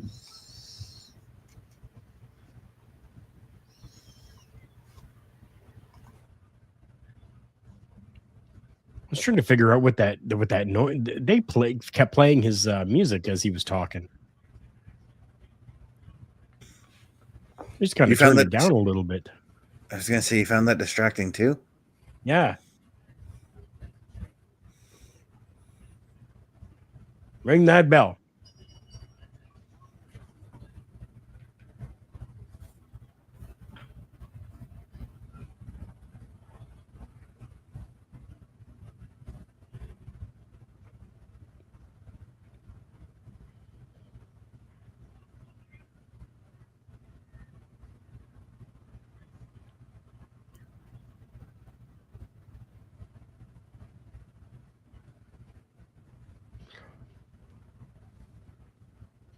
Even though it's a comedy shtick, I mean, Akira Tozawa he's good, man.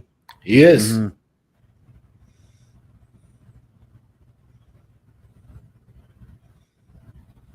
As we get to continue with this matchup, I am very thankful for that.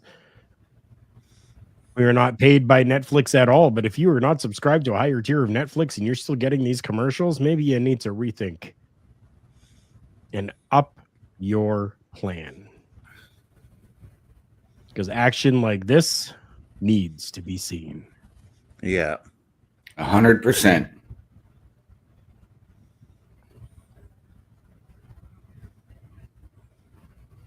Okay, no, don't do it. Oh.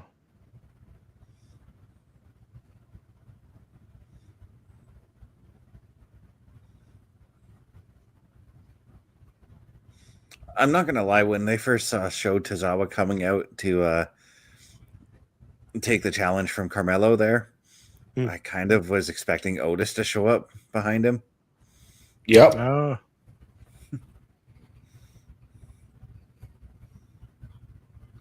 Not knocking Tozawa in any way, because anytime he gets in the ring, I'm fully invested in what he's doing.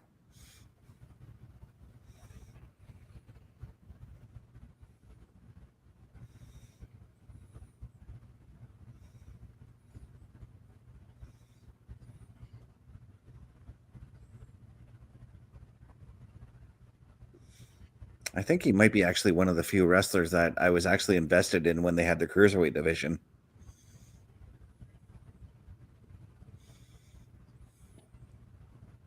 Yeah, of course. I don't see why not. Like,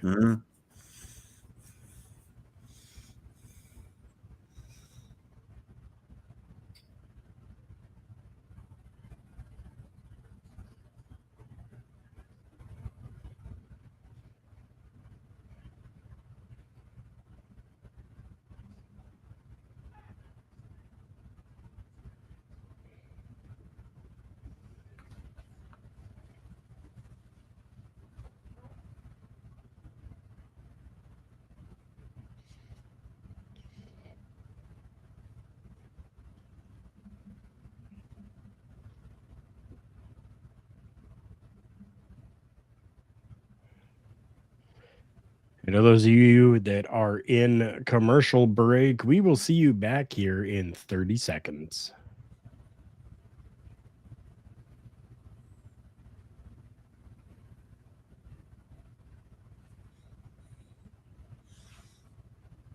Carmelo right now has got the upper hand on Akira Tozawa. Mm-hmm.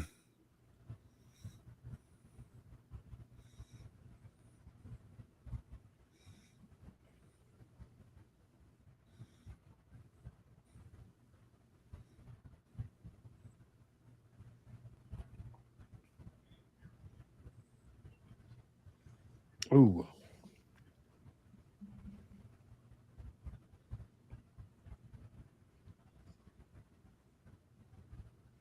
Back to working that arm again. He worked that arm for about half of that break.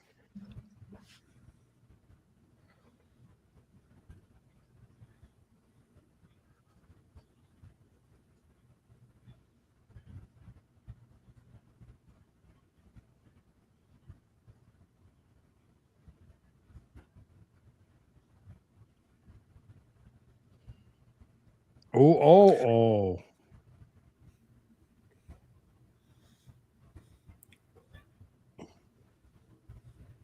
Okay. Here we go. A Tozawa takeover, it looks like. Let's see. Let's see. Oh, beautiful. I'm actually glad we're getting a full match out of this because I don't know why, but I was expecting like a comedic fast finish out of this match. I know exactly where you're coming from. I was anticipating that. But I was anticipating it. I was anticipating a little bit more of a squash on Mello's side, to be honest. Well, I was expecting Tozawa to pull off the upset, and that's the comedy finish you get, you know? Yeah. Oh, no.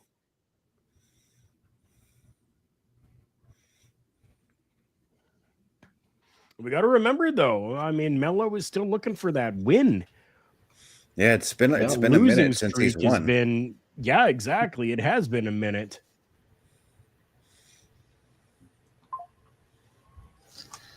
Well, you got to remember, best too, if this comedy spot happened and Tozawa does win, he's in the Elimination Chamber match. No, this isn't a chamber qualifier. Huh? This isn't a chamber qualifier. Then Aldis not say it was because he cost him the match that he wants to give Tozawa a chance to go to WrestleMania? No, he gave Tozawa the opportunity at Revenge. This is not a qualifier. I said it was a qualifier. We'll find out at the end of the match, I guess. Because I'm not 100% sure. Not 100% sure at all. And if Tozawa does get in the chamber, then it becomes Tozawa Mania. Right? Oh! Tozawa just about got that pin.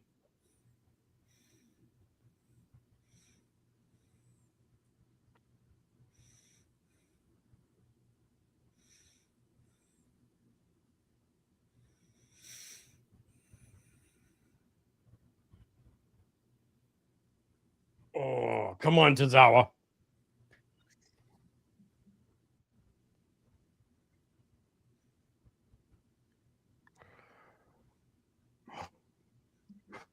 Ooh.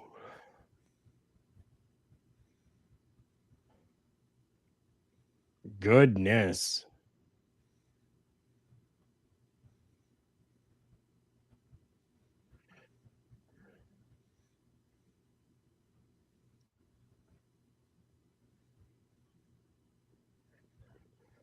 Oof, no.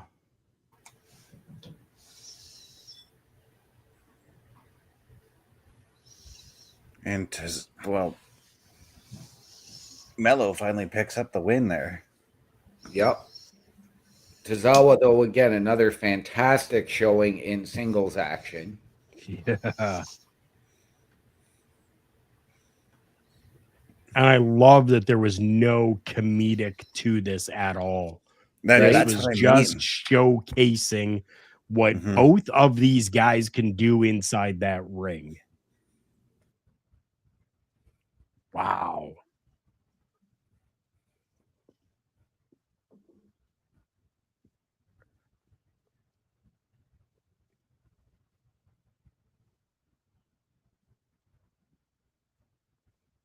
Fantastic match. Huh.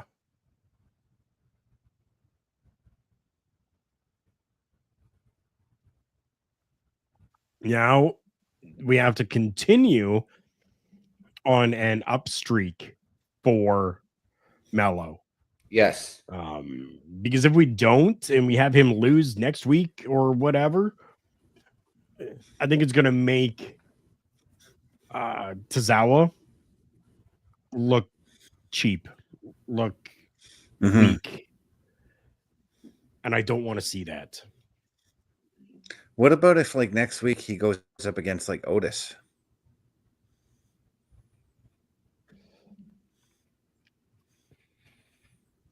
Still. Why? Yeah. But, yeah, I mean, yeah, there's no reason for it because Otis had nothing to do with that. And I know that they're, in a faction together, but that's really about it. So there would be no reason for it to happen. But if it does, I still want the same thing.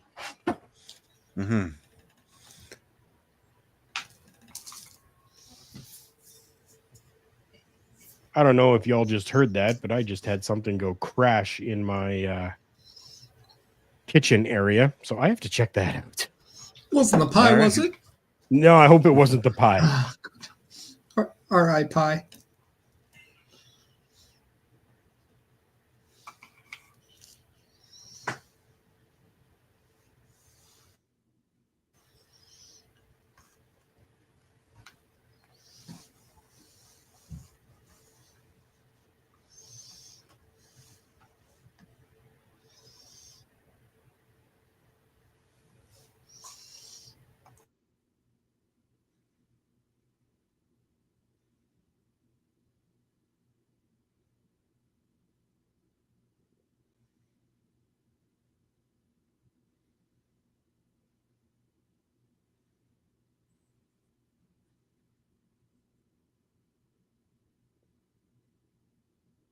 All right. It is time for that patented OMD locker room visit. Yay. Yay. And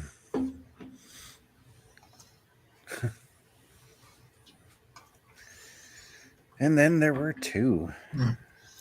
So it was announced today that Kevin Owens officially inked a 5-year extension with the WWE. Yeah, and it was announced also, I believe, Alexa Bliss has signed a 5-year deal as well. Well, that was as of the weekend. Yeah, but it was formally announced today. Oh, But- it was out there on the weekend. But yeah, I mean, it doesn't surprise me with Kevin Owens signing, nor does it sign me with Alexa Bliss, or surprise me. I mean, No, I think that was rumored to be a reason too, is WWE and Alexa Bliss before deciding on a return wanted to get the contract situation figured out. Not so much that she didn't have a contract, was the fact that her contract was expiring, because when you are hurt, injury time can be added on. She was not injured. She was on pregnancy leave. Yes. So that does not count against anything, as that's just looked at as regular time. So, yeah, a little bit of commitment from both the performer and the company, whereas here we're getting a large future with not only the both performer and the company, but yeah, Carl's, you're back. It was announced earlier today that Kevin Owens inked a 5-year extension with the WWE. Oh, nice. So, and that is something to take note. Yes, I know that WWE and Cedric Alexander came to a decision to be released from the contract that they were in, but in good news, Kevin Owens is staying for at least 5 more years. so speaking of Cedric Alexander, after the 90 days are up, where do you think he would be most beneficial? He's going to AEW in the Hurt Syndicate. It's not a beneficial one. That is it's not a well kept secret at all. We all know what's happening. It's just like Ricochet going. We all knew what he was doing. But if I may be so honest, I feel like I agree. I don't think the AEW move is particularly going to be good for Cedric. I would like to see him go to TNA. The thing is, though, if people wanted to go to TNA, they would have just asked to transfer over. Yeah. He would also do great over in like New Japan as well. And I know New Japan's got the partnership with AEW, so there's a possibility of that as well. But here's the thing. Regardless of how you feel about a company, the one thing stands is that the 4 people, MVP, Shelton Benjamin, Bobby Lashley, and Cedric Alexander, both felt like the Hurt business could have done a lot more. And it wasn't just the fact that it was in one company, it's the fact that they feel as a group they could do a lot more. Now with 3 of those 4 parts back together in AEW as the Hurt Syndicate, and now as your current AEW tag team champions, there's that opportunity now to do that and finish kind of what you sought out. And with the more or less confirmation the MVP's in-ring activities are coming to an end, this allows him to kind of be featured more into that managerial advocate, whatever you want to call it, role. And then you have the 3 in there. And I think that's a good thing. for that company, because now all of a sudden you do have the Undisputed Kingdom, you do have multiple other 3-man groups, kind of like with Buddy Murphy and or Buddy Matthews, sorry, and whatever they want to be called next. I don't remember their name, but yeah, they're getting those groups, especially with having trios titles as well. Yeah. And the King is in the crowd tonight, Jerry Lawler. He looks pretty damn good for his age right now. Well, he looks good, he and that's a great thing in general, because he's had a lot of health scares as of late. So just to see him looking the way he does, very happy to hear. Yeah. Definitely a Memphis legend. I actually find it interesting that they are in Memphis. When just the other night I was watching St. Valentine's Day Massacre, which actually also took place in Memphis.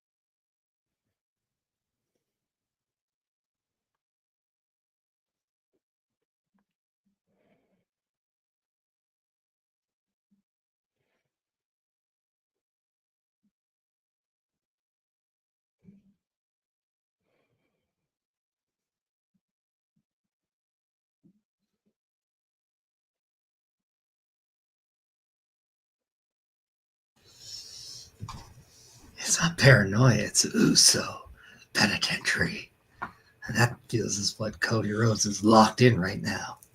Yeah.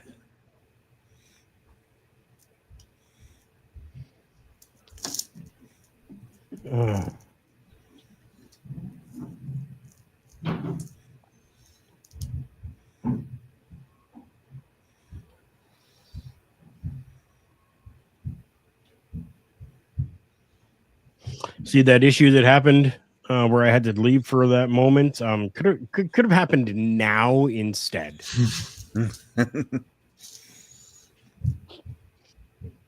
And I do not have a drinking problem. I just had a lot of empties that decided that they were going to topple over. So I had to go and clean that up. And thankfully, nothing broke. That's always a good thing.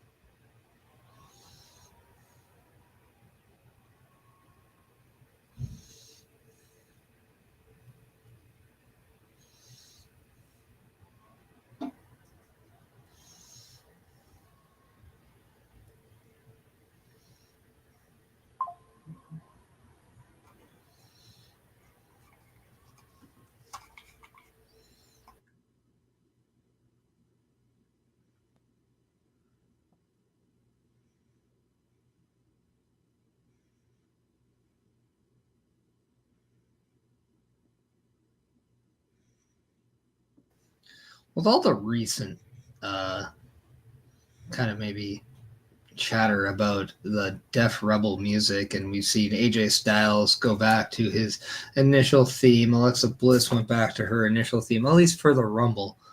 I'd like to see Charlotte Flair do the same thing, because this theme is garbage. Yeah.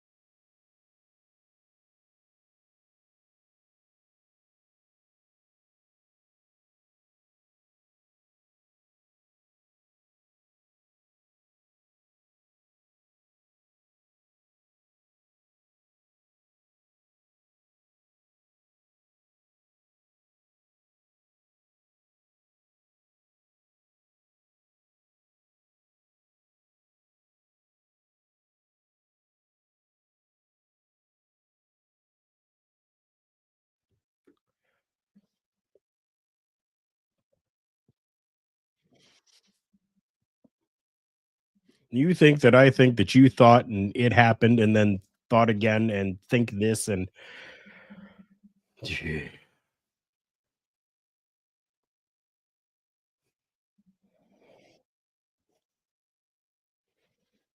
that was the hope and the plan.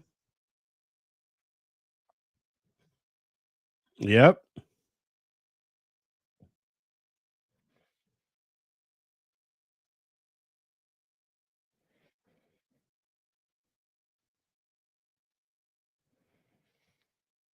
But you entered at number 23. 27.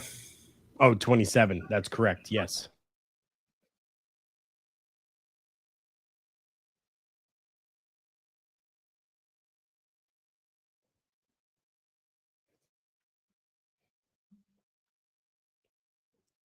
You're inspiring me to vomit.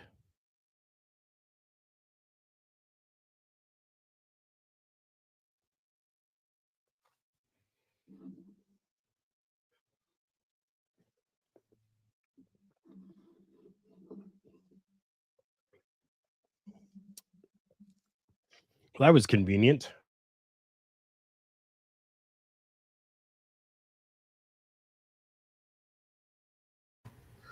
It's like she said her name and she appears.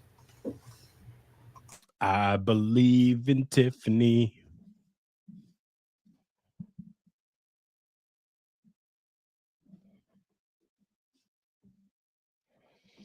This woman standing there behind the barricade looks like she's about ready to pounce on her.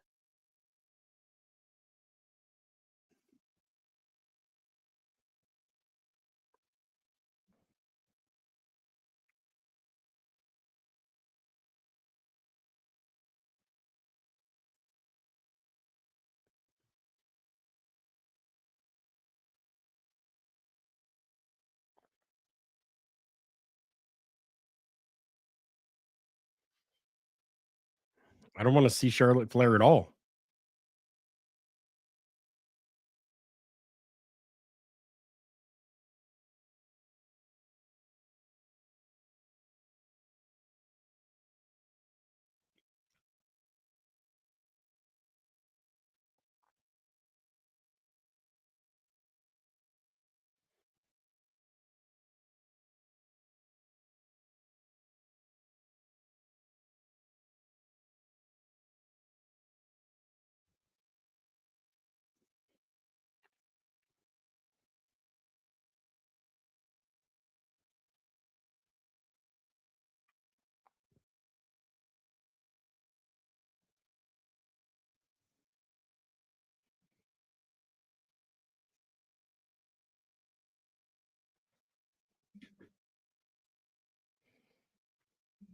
Hmm?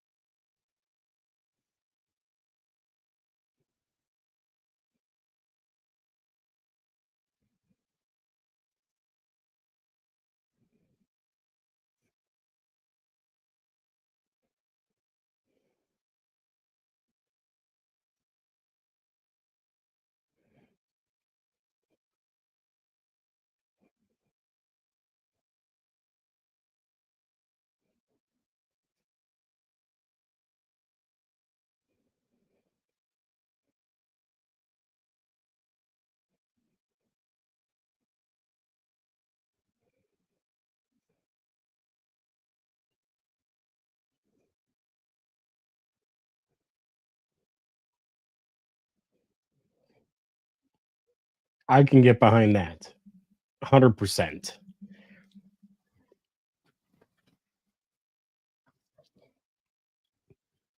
Take that old shoe leather, get rid of her.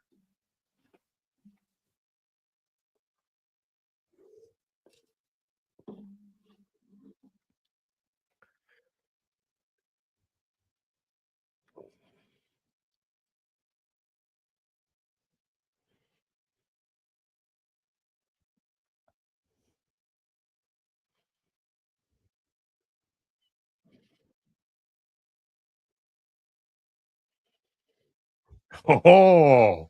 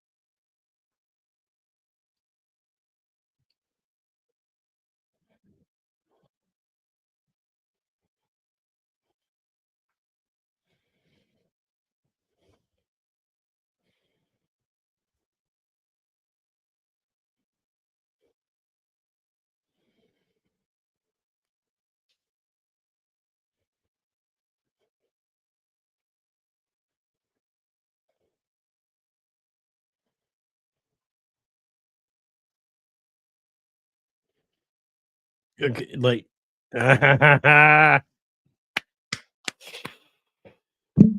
now I am happy. There she is.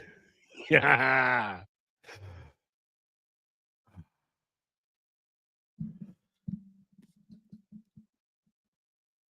Oh, my goddess is back.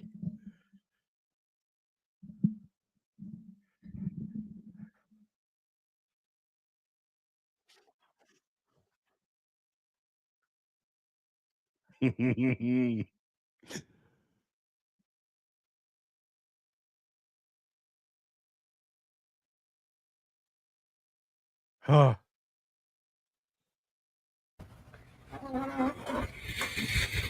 the heart is happy. See? Through that whole promo, you're like, why? And then you're just like, yay! Gotta let the things play through. Yeah, I don't need old shoe leather on my screen. That can go. But sometimes you need to go through the stuff you don't like to appreciate the things you do. Yeah. I think I have earned just having good stuff. Okay.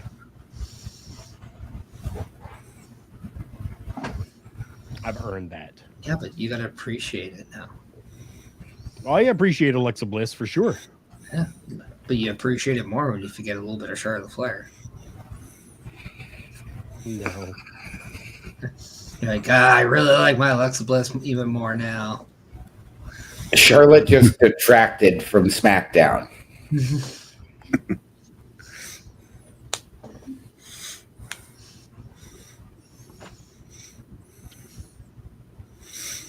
But I'm sure there is one thing Carl would appreciate, and that is seeing Alexa Bliss beating the snot out of Charlotte. Yep. Well, you know what I'd appreciate? Yeah.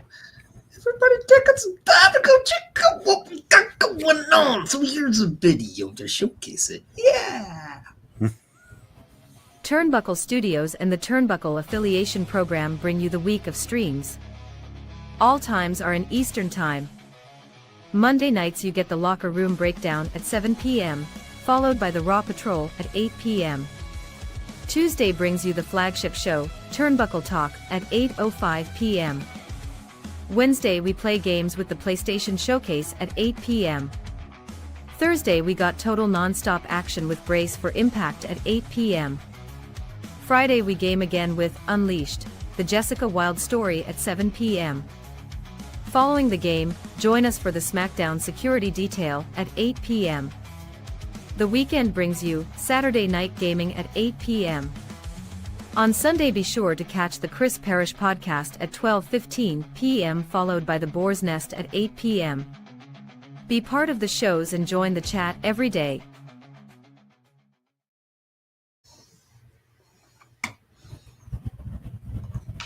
And if you want more information about the Turnbuckle Affiliation Program, go check out affiliationprogram.my.canva.site. And guess what?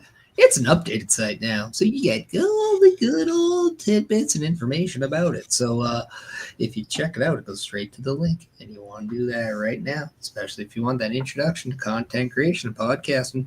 And by chance, if you want a spot on the calendar, even join a family like Turnbuckle Studios. All you have to do is click. Can you do it? It's up to you.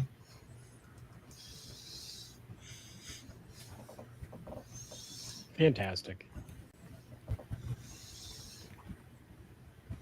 I'm still leaving up, people. It's on you. Click. Or just copy and paste it, because that's not an actual working URL. Oh my god, you didn't.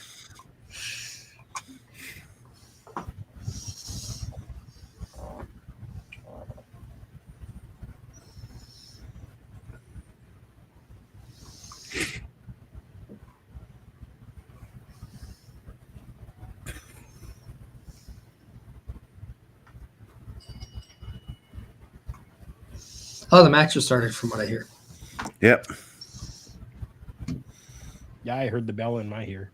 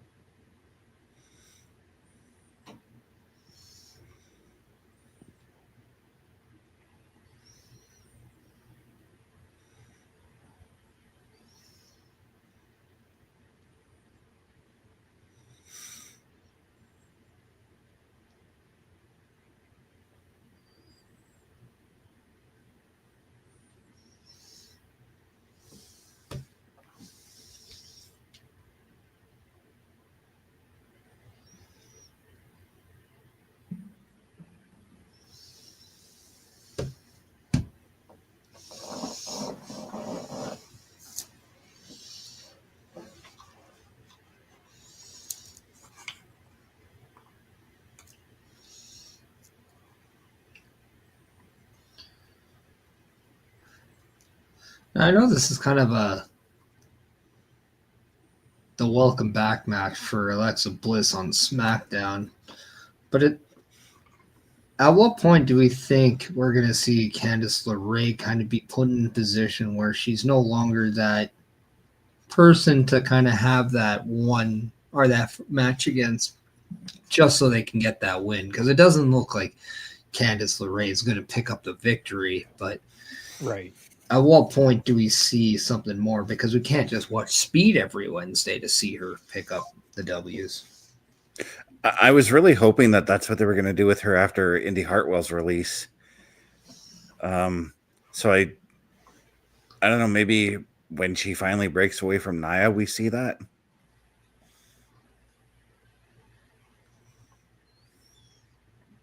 Maybe.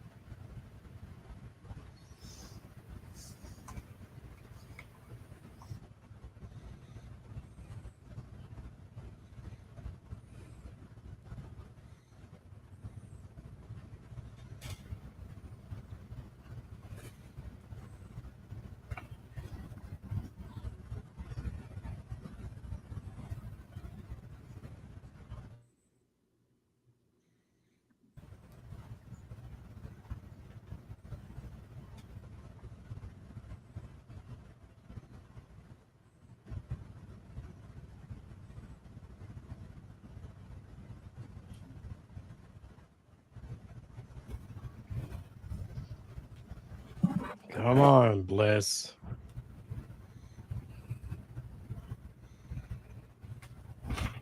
I was actually expecting this match to be over.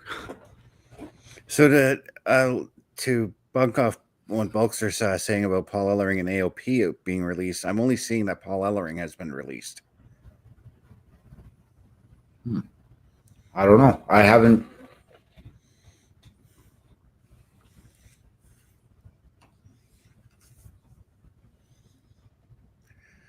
But yeah, I kind of, I mean, as much as I love Candice LeRae and I do want to see her get the push, I mean, Alexa Bliss, I think, is taking the win in this match. Oh, yeah.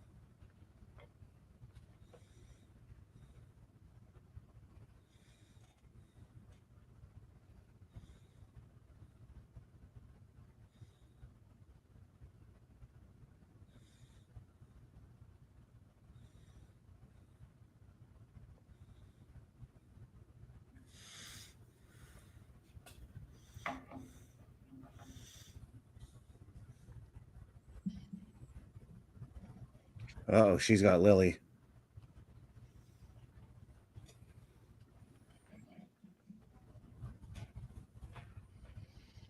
Yeah. It's per usual.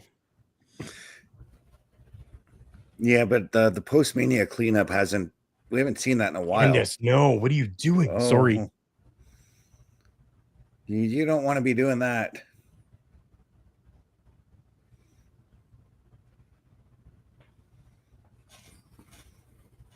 Oh, you done ticked her off now.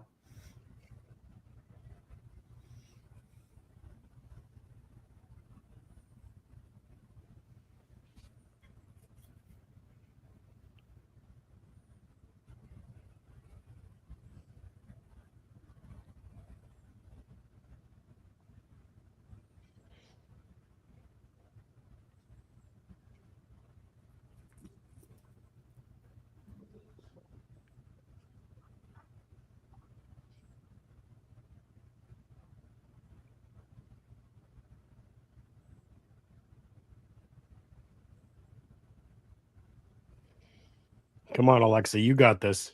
Oh.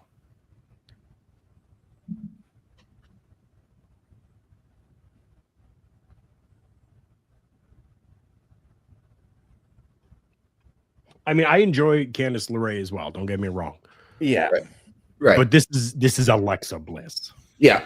Yeah. She's on a whole other level for you, Carl.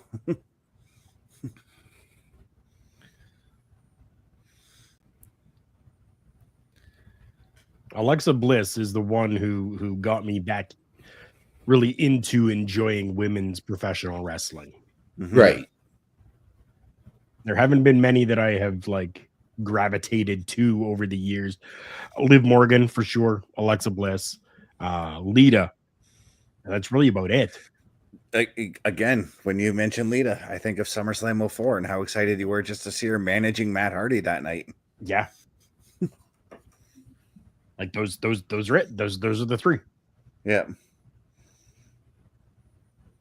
And see, for me, like the women I gravitated towards, I loved Alundra Blaze. Loved the matches she had. Wish she would have stuck around with the WWE a little bit longer. Right. I'm sure Trish. Scary Sherry, Bull Nakano. Yeah, Scary Sherry, Bull Nakano. Might as well throw them in there as well, because Scary Sherry may be one of the first heel women I was invested in. Right. Come on. There you go. And we can't forget about Bertha Faye. No. I actually just watched her and Alundra at SummerSlam 95 the other day.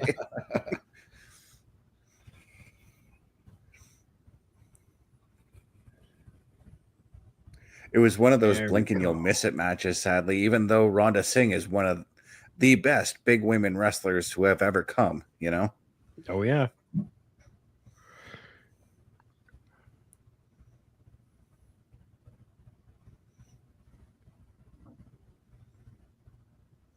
And from all accounts, before she passed away, I heard she was nothing but a sweetheart. Oh, yeah. I heard the exact same thing. No.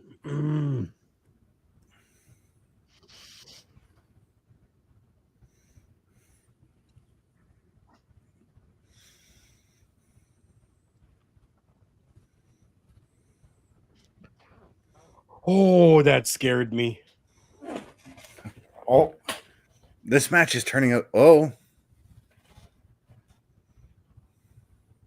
we got some glitches in the Matrix. I'm ahead of you guys. Oh. but you're only ahead of me by about 5 seconds, I'd say. If that, yeah.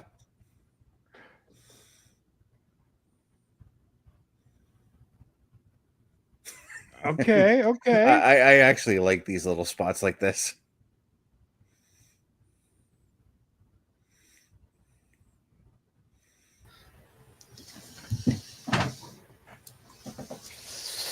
Yes. Come on. Give her the kiss. Do it. Oh, she. Oh. Yes. Oh, my pro wrestling heart continues to be happy.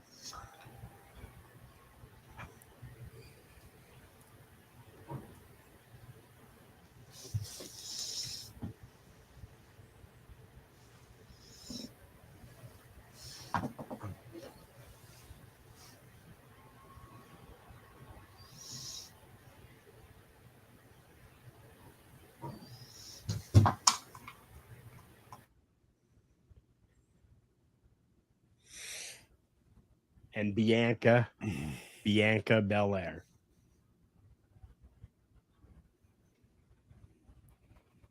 Oh, I'm going to be so conflicted if I have got Alexa and Liv face to face.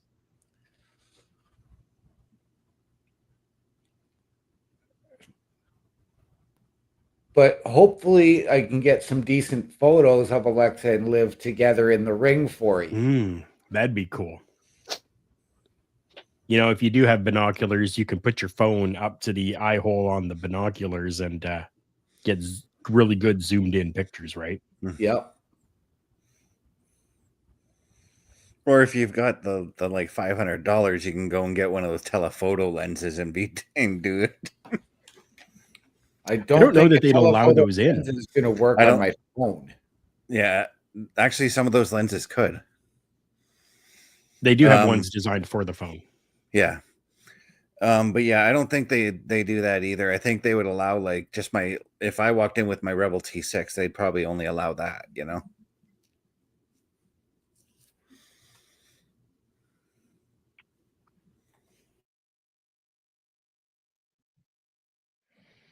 Everybody vying for Chelsea. All of them want that championship.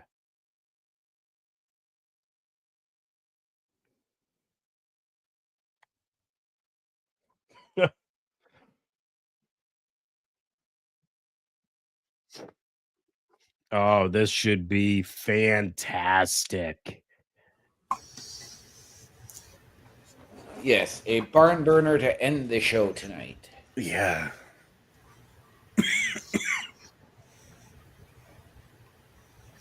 I really hope this ends with Jacob Fatu getting a pin over Cody Rhodes. I will be 100% okay with that. I Jacob mean, Fatu to the freaking moon.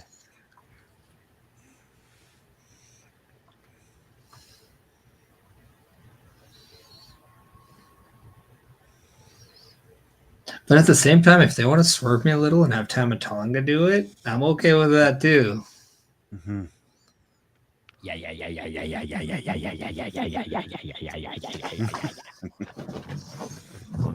Yeah. But what is it in Spanish?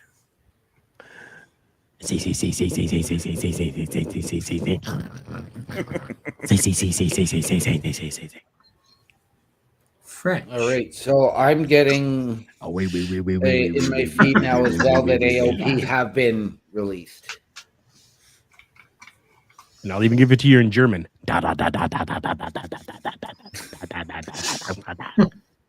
I like how nobody's paying attention to OMD. Trying to Oh, I tell the heard him. He news. said that apparently to reports that he is starting to see come across his feed, AOP as well have been released.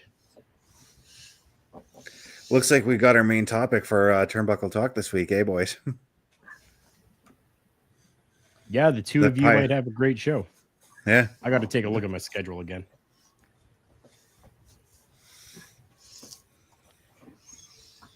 I like There is it. going I to be like some it. time coming up, just so that you guys know, where Tuesdays I will not be available. I do which remember. absolutely sucks.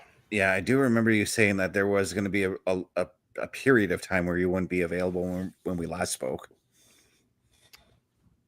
Yeah, so last Tuesday I was not. This Tuesday and the following Tuesday I will not be, but I will be available for the Raw Patrol. Okay.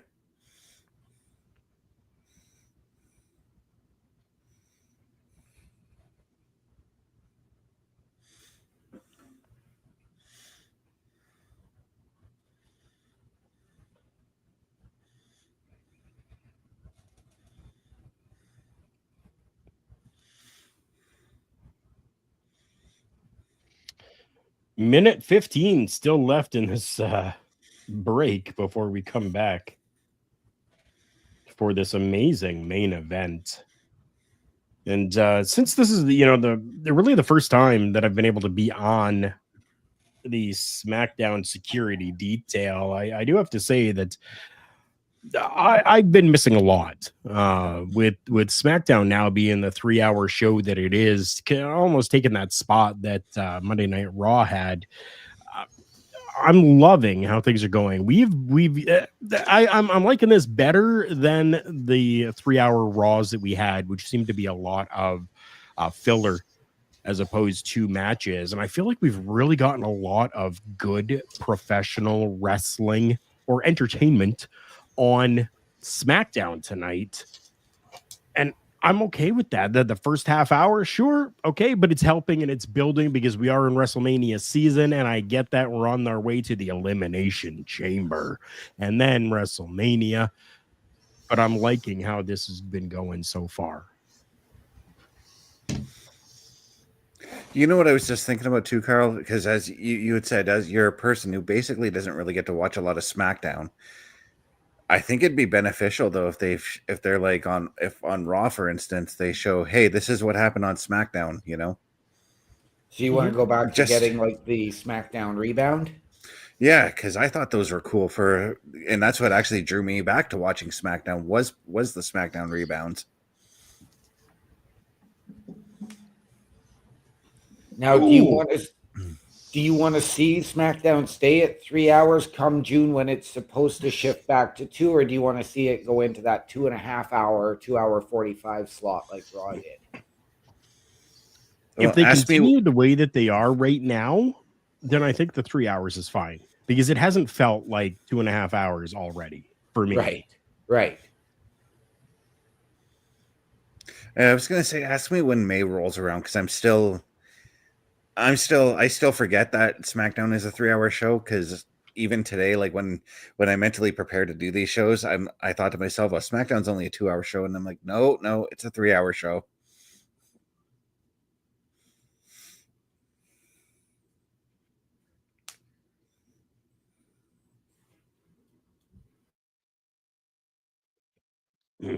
That beatdown.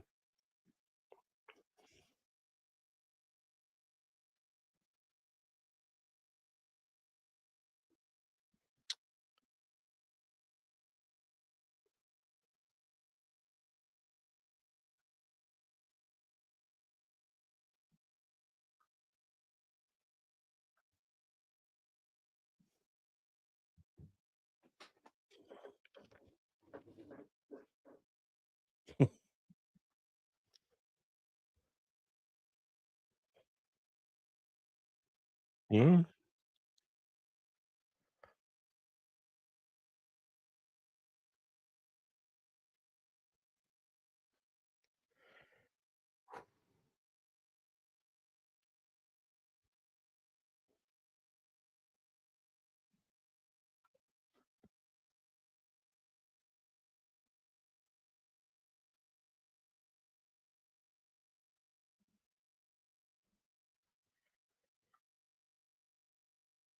The power and the passion in that promo, unprecedented. That is the heel Street Profits I wanted.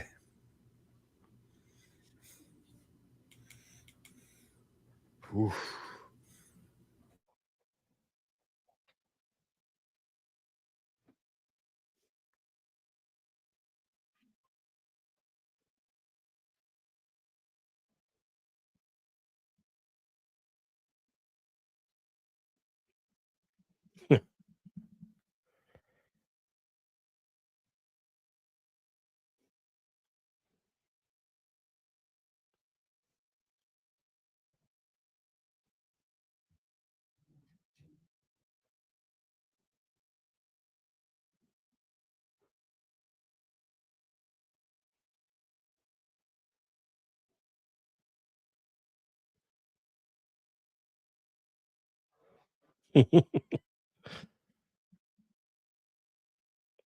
This is good too.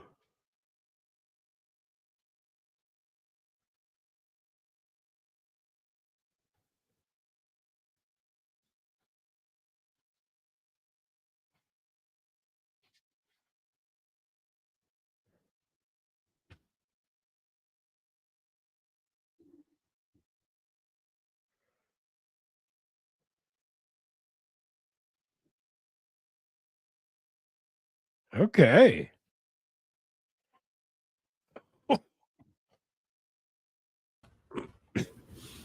Wow. Okay. And Carl is now seeing why there's a strong tag team division on SmackDown right now. Yes. Basically, what's going on, Carl, is there's like a power struggle for that number one contendership with all the Right. tag teams.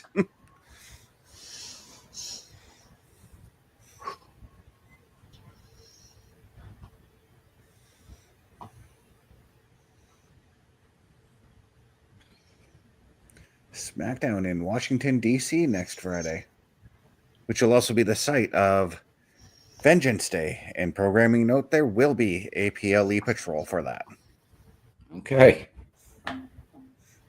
Next week, we get Naomi versus Chelsea Green in an Elimination Chamber qualifier. And holy shit, do I want to see that one. Damian Priest, Jacob Fatu, and Braun Strowman to qualify for the Elimination Chamber.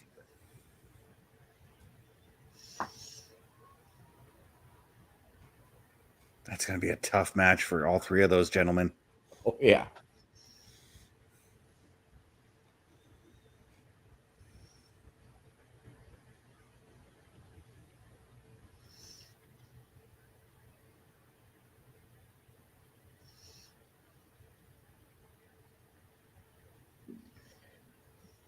Okay, let's get to this matchup. I want to get to this matchup. Can we get to this matchup?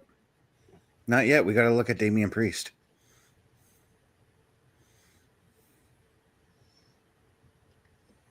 No, it's Braun Strowman now. Yep.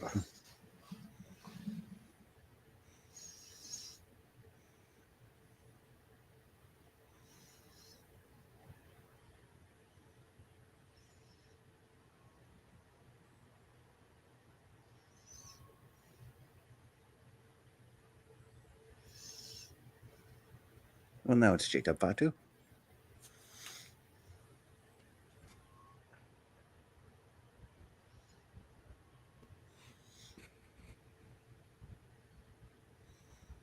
But in all seriousness, it has been about 11 minutes since they announced that the main event was next.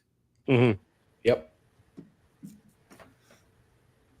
And Bulkster, I see your comment there. Are you looking at what SRS is talking about? Because nothing's been sourced yet. Nothing's been cited.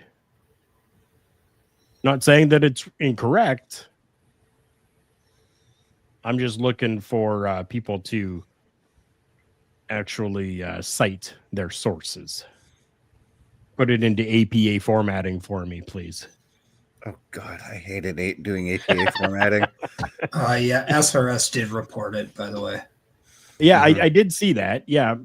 But it just says as per the company that he works for, can confirm. Well, where? Show me that confirmation.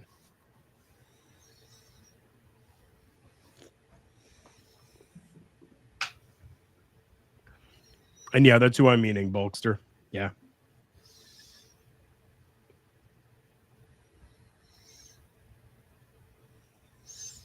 If so, that one shocks me. Right? Mm-hmm. Okay, it is still speculation at this point until the WWE releases anything for this, but report now on top of Paul Ellering and AOP is Sonya Deville.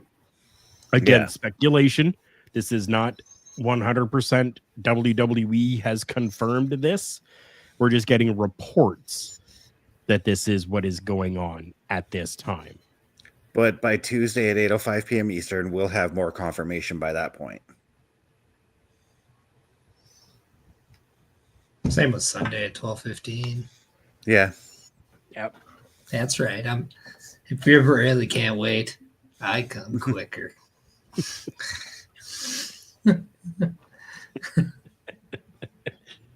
Also, Wrestle Ops also have reported that Sonya's been released as well.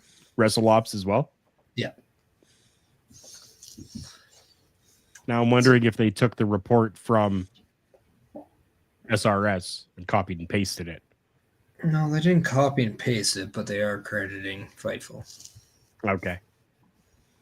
They normally would do, but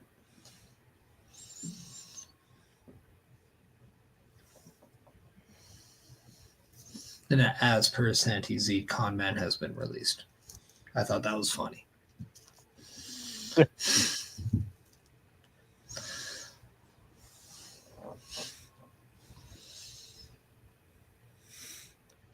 As Jay is currently hyping the crowd as they would usually do when WWE was on just regular cable.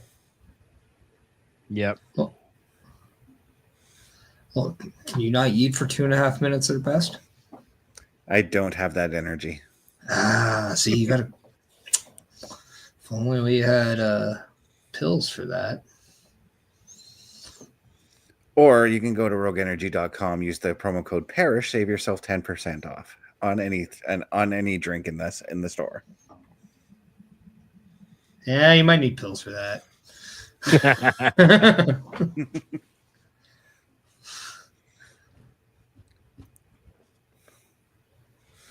So how about NXT? Well, we have a minute and a half left here. Speaking of NXT, it is also being reported that Roxanne Perez is being officially moved to Monday Night Raw as she'll be taking on Raquel Rodriguez in a potential qualifying match for the Elimination Chamber. Wow. Nice. And I mean, I bring up NXT because and that makes total sense that she would be moved. I mean, considering you got to make way for the star that is Fandango to make his way back. Yep. That surprised me. Yeah, it shocked me too. It came. We were in the middle of doing the Turnbuckle Talk this past week, and I'm like, OMD was saying something along the regarding the topic we were discussing, and then I look over at the screen. I'm like, OMD, I didn't mean to interrupt you, but we've got breaking news. Fandango has just showed up in NXT. Yep. Actually, Fandango never showed. It was JDC. Mm-hmm. He did come out to the Fandango theme song. Yes, but he also identified himself as JDC. Yes. Yeah. Part of this is looking to add more gold, and that gold was the Heritage Cup.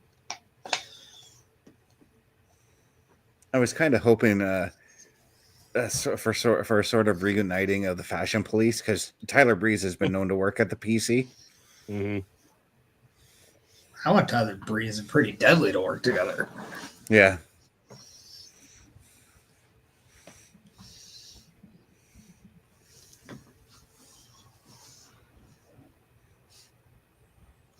And I don't know why, but I want to heel Tyler Breeze to call Maxine an Uggo for no reason.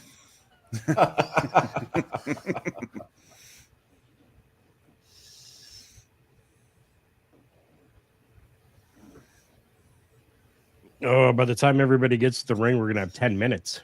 Right?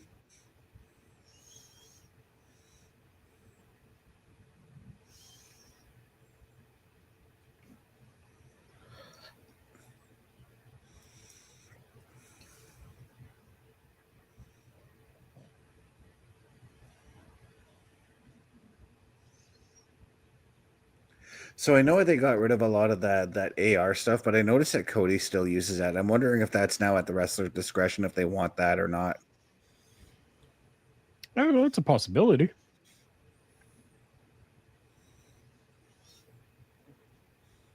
C'est possible.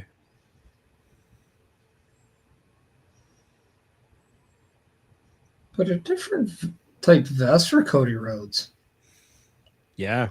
Mm-hmm. Or jacket. Yeah, rig jacket. Yeah. I'm not sure if you saw at the very beginning, Parrish, where when he was out there before, his vest actually yes, had logo. Yeah, the logo on that. I thought that was in G. Like, that's beautiful. Oh yeah, he definitely is a custom suit guy. Yeah.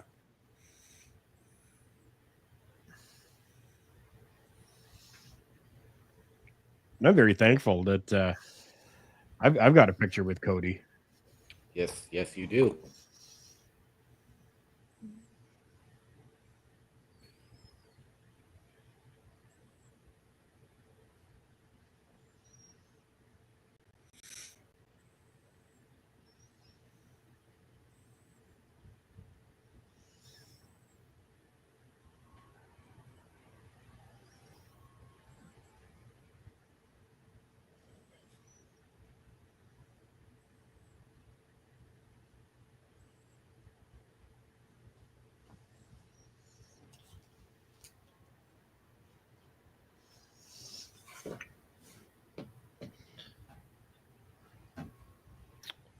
I mean, the medical conditions that he has going on right now aren't a torn pectoral muscle that he continued to wrestle with while Right. black and blue. He's got the arm taped up. All right, covered up. Keep that fluid where it needs to be for now. Just pops in the middle of the ring. Riz.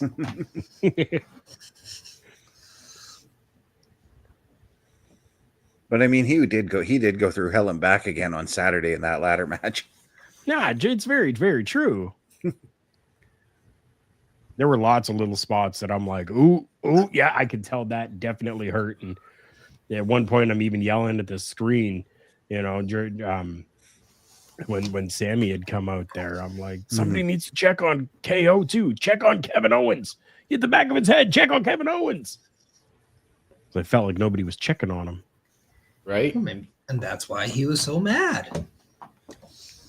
Yeah, and I get it. I got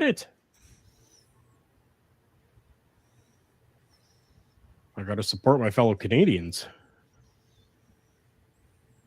I think when Sammy went out with both of them down, he should have climbed the ladder and grabbed both belts. That would have been cool. And then just handed each one of them back respectively. Yep.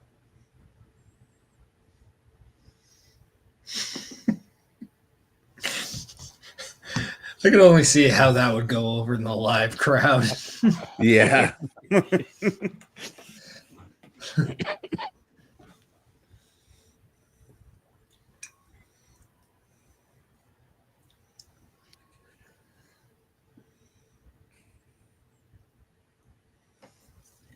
Now, when he comes back, do we see Tonga Loa join Jacob Fatu and Tamatonga?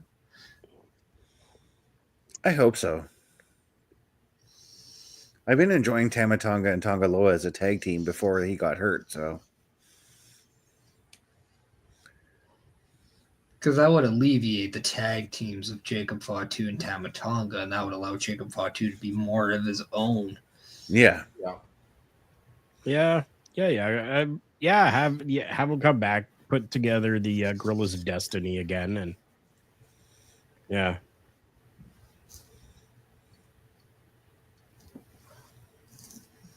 Because I think Jacob Fatu definitely needs to be solo. Yeah. Yeah. 100%. And beat Solo. Bulkster coming in with a report on the potential next in line.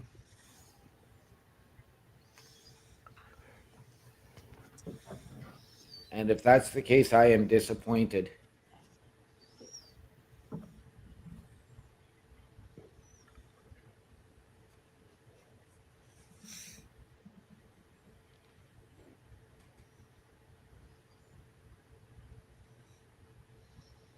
I don't know who they were talking to there, but somebody was told to sit down.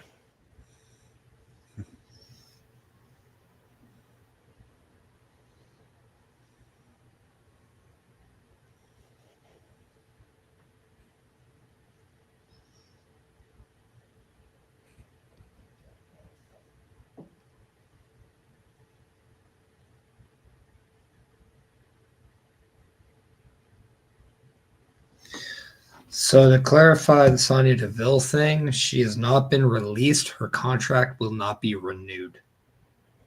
Okay. Gotcha. So it is not a That's the firing. reports you're seeing. So whenever her contract runs out, she's just going to work until the end of that day. That's how contracts work, yes. Yeah. Well, thank you for the clarification. You're welcome.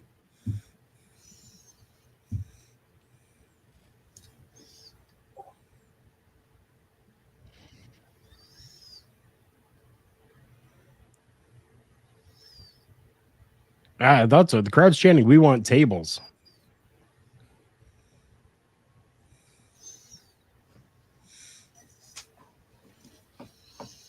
I wouldn't Wonder if mind that- seeing more matches like that in the WWE. I was going to say, I wonder if that's why Drew was teasing the tables earlier. I don't know. There you go, Jacob. Right on that arm. That's exactly what you need to do. Smart man.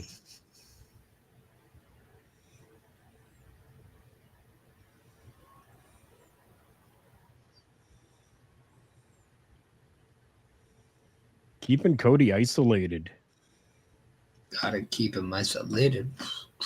Right. This is just some smart tag team wrestling by Jacob Fatu and Tonga Loa. Or Tama Tonga. I can't remember which one's which right now. That is Tamatonga. Yeah.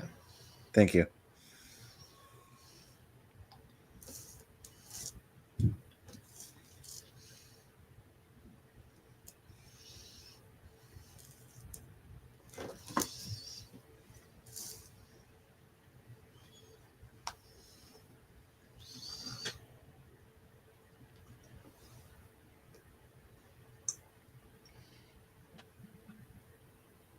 Great work at isolation.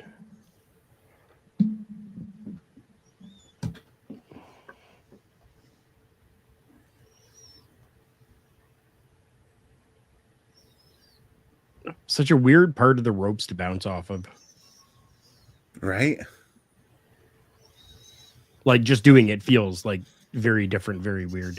It feels at least from what I've from my experiences, it feels a little stiffer than say running off the middle, you know? Yeah.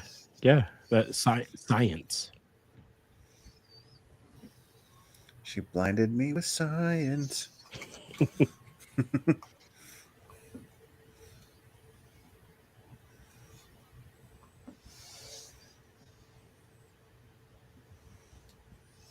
No, yeah, keep it. There you go. Keep him over there.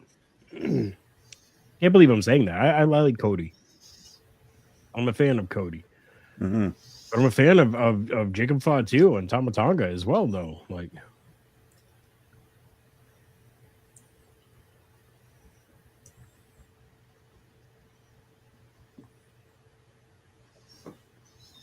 So since we had Cody defend at the Royal Rumble, do I see a Gunther defense at the Elimination Chamber, and they alternate PLE defenses? I think you could. What's been the setup for that, though? Right now, nothing. Yeah.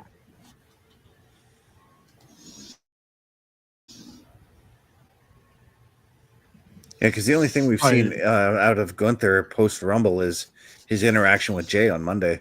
Yep. Now, I'll one up you. I think we might get a Jey Uso answer at Elimination Chamber.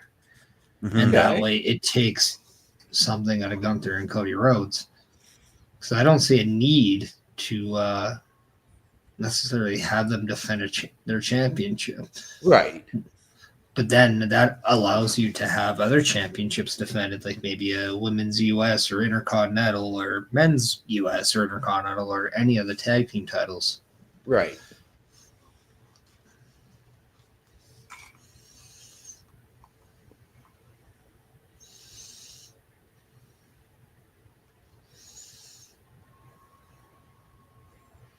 Ooh.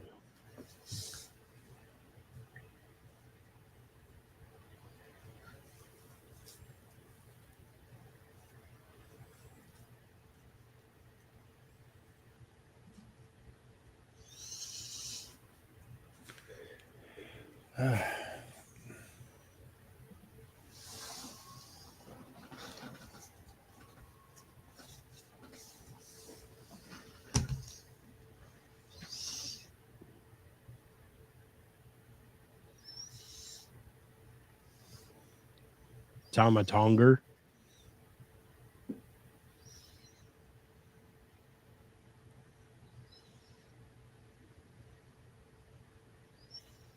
There you go, Jacob Fatu. Smart. Yep.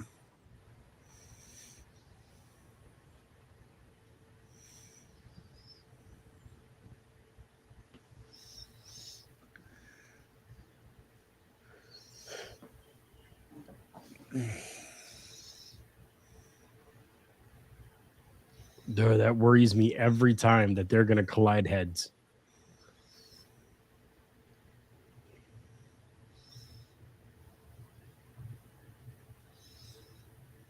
I always used to think the same thing with the head shrinkers and their dive, because you'd have Samu standing in the one corner and Fatu jumping over him.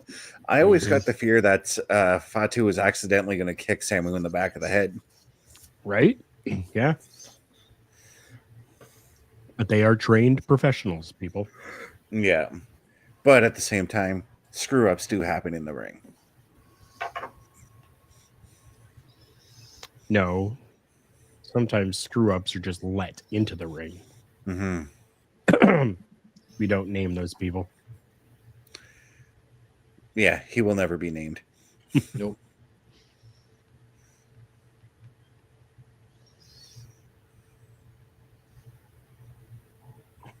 Power slam. Very nice.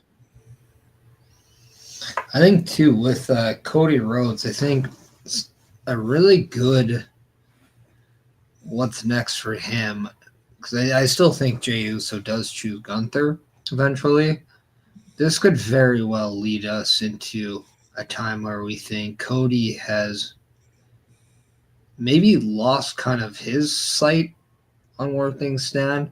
And this could very well bring you back with Kevin Owens returning, only to have maybe Randy Orton come back as well. And you could maybe play that down, because I do think the fact that Randy Orton has not been seen for a while, I think could easily be the plans for Cody Rhodes. If it's not, Yeah, if it's Now, not Jacob or Jay, Jey Uso. Okay, that actually answers my question. I was going to say, are you talking for WrestleMania? Because I wasn't sure where you were going. I think really in general, because like we still don't know who the other people in the chamber matches are. Mm-hmm.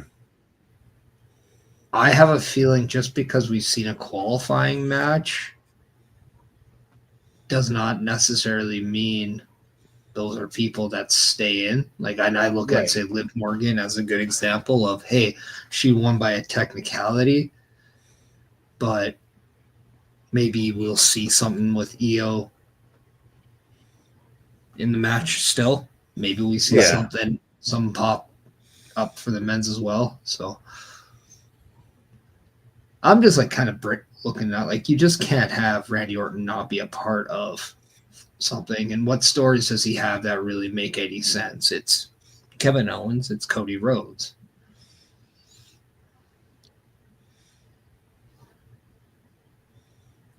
However it happens, I would love to see Randy Orton back. So would I.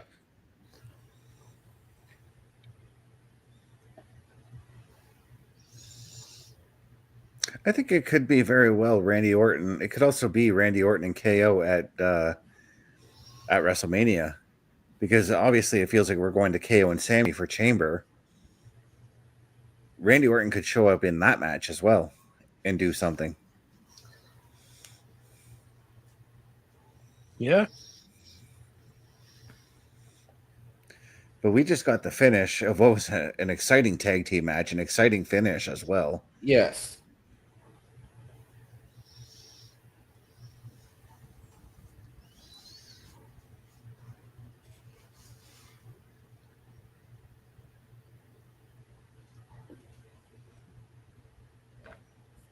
I'm glad that Jacob did not take the pin in that fall. Ooh. Oh.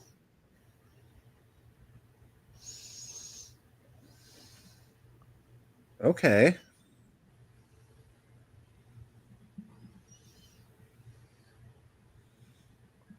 I was wondering when Solo would be coming back. Right? And he only had a week off.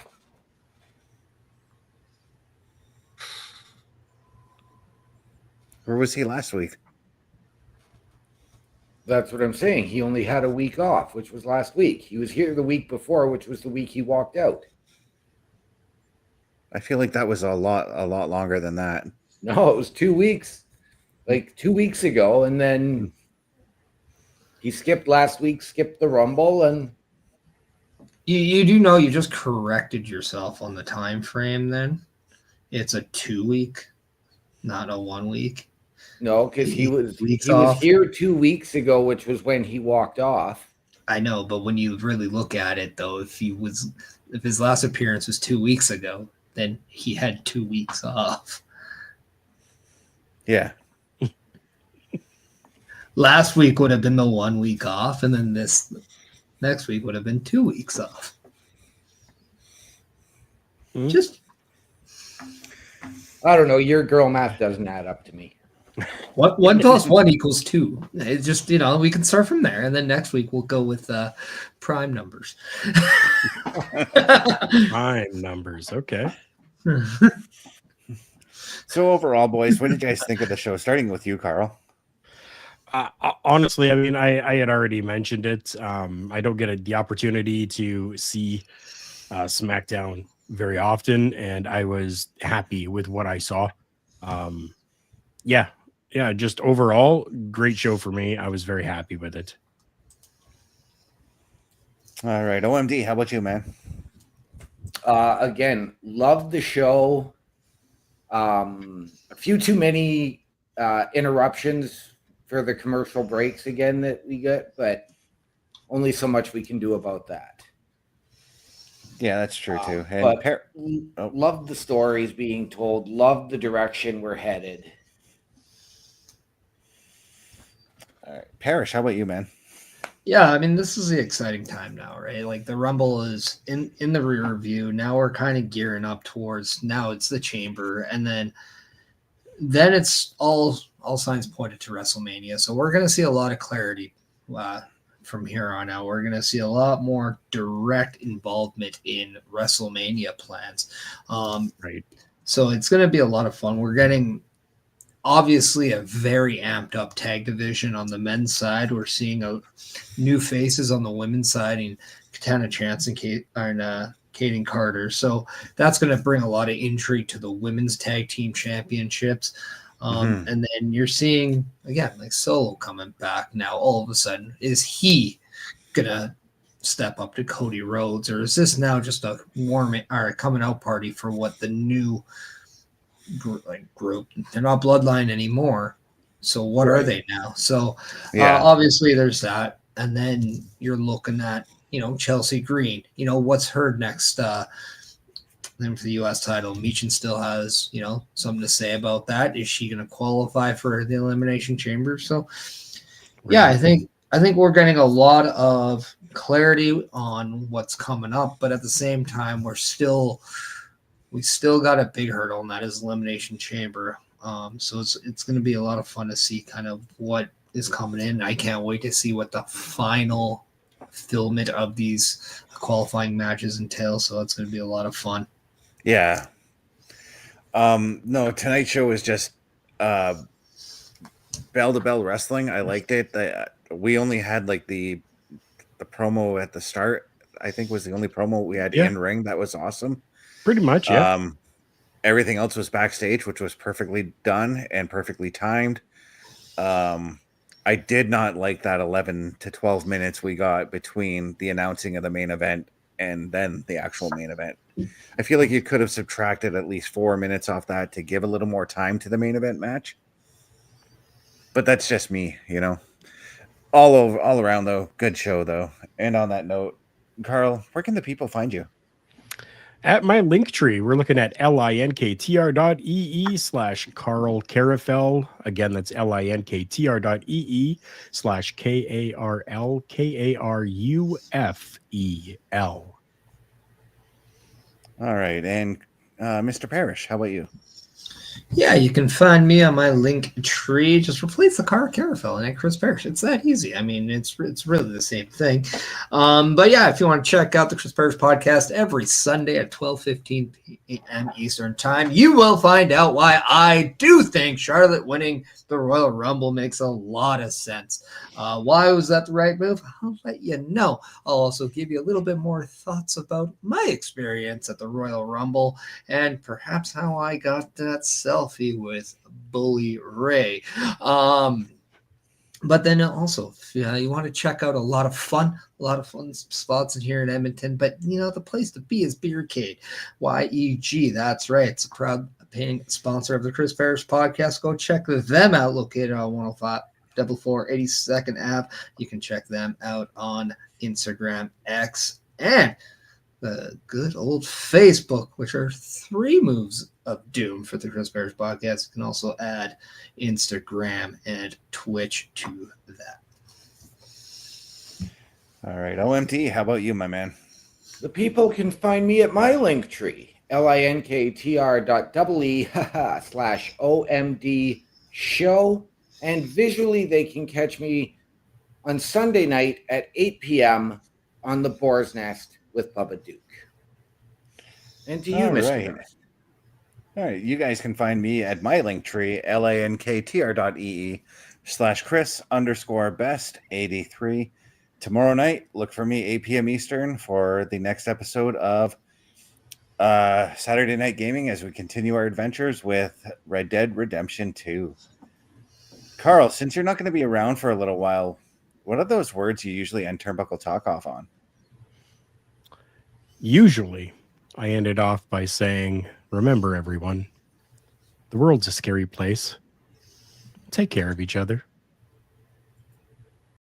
I'll be there when you're down, when you're losing your ground, till the afterglow, the afterglow.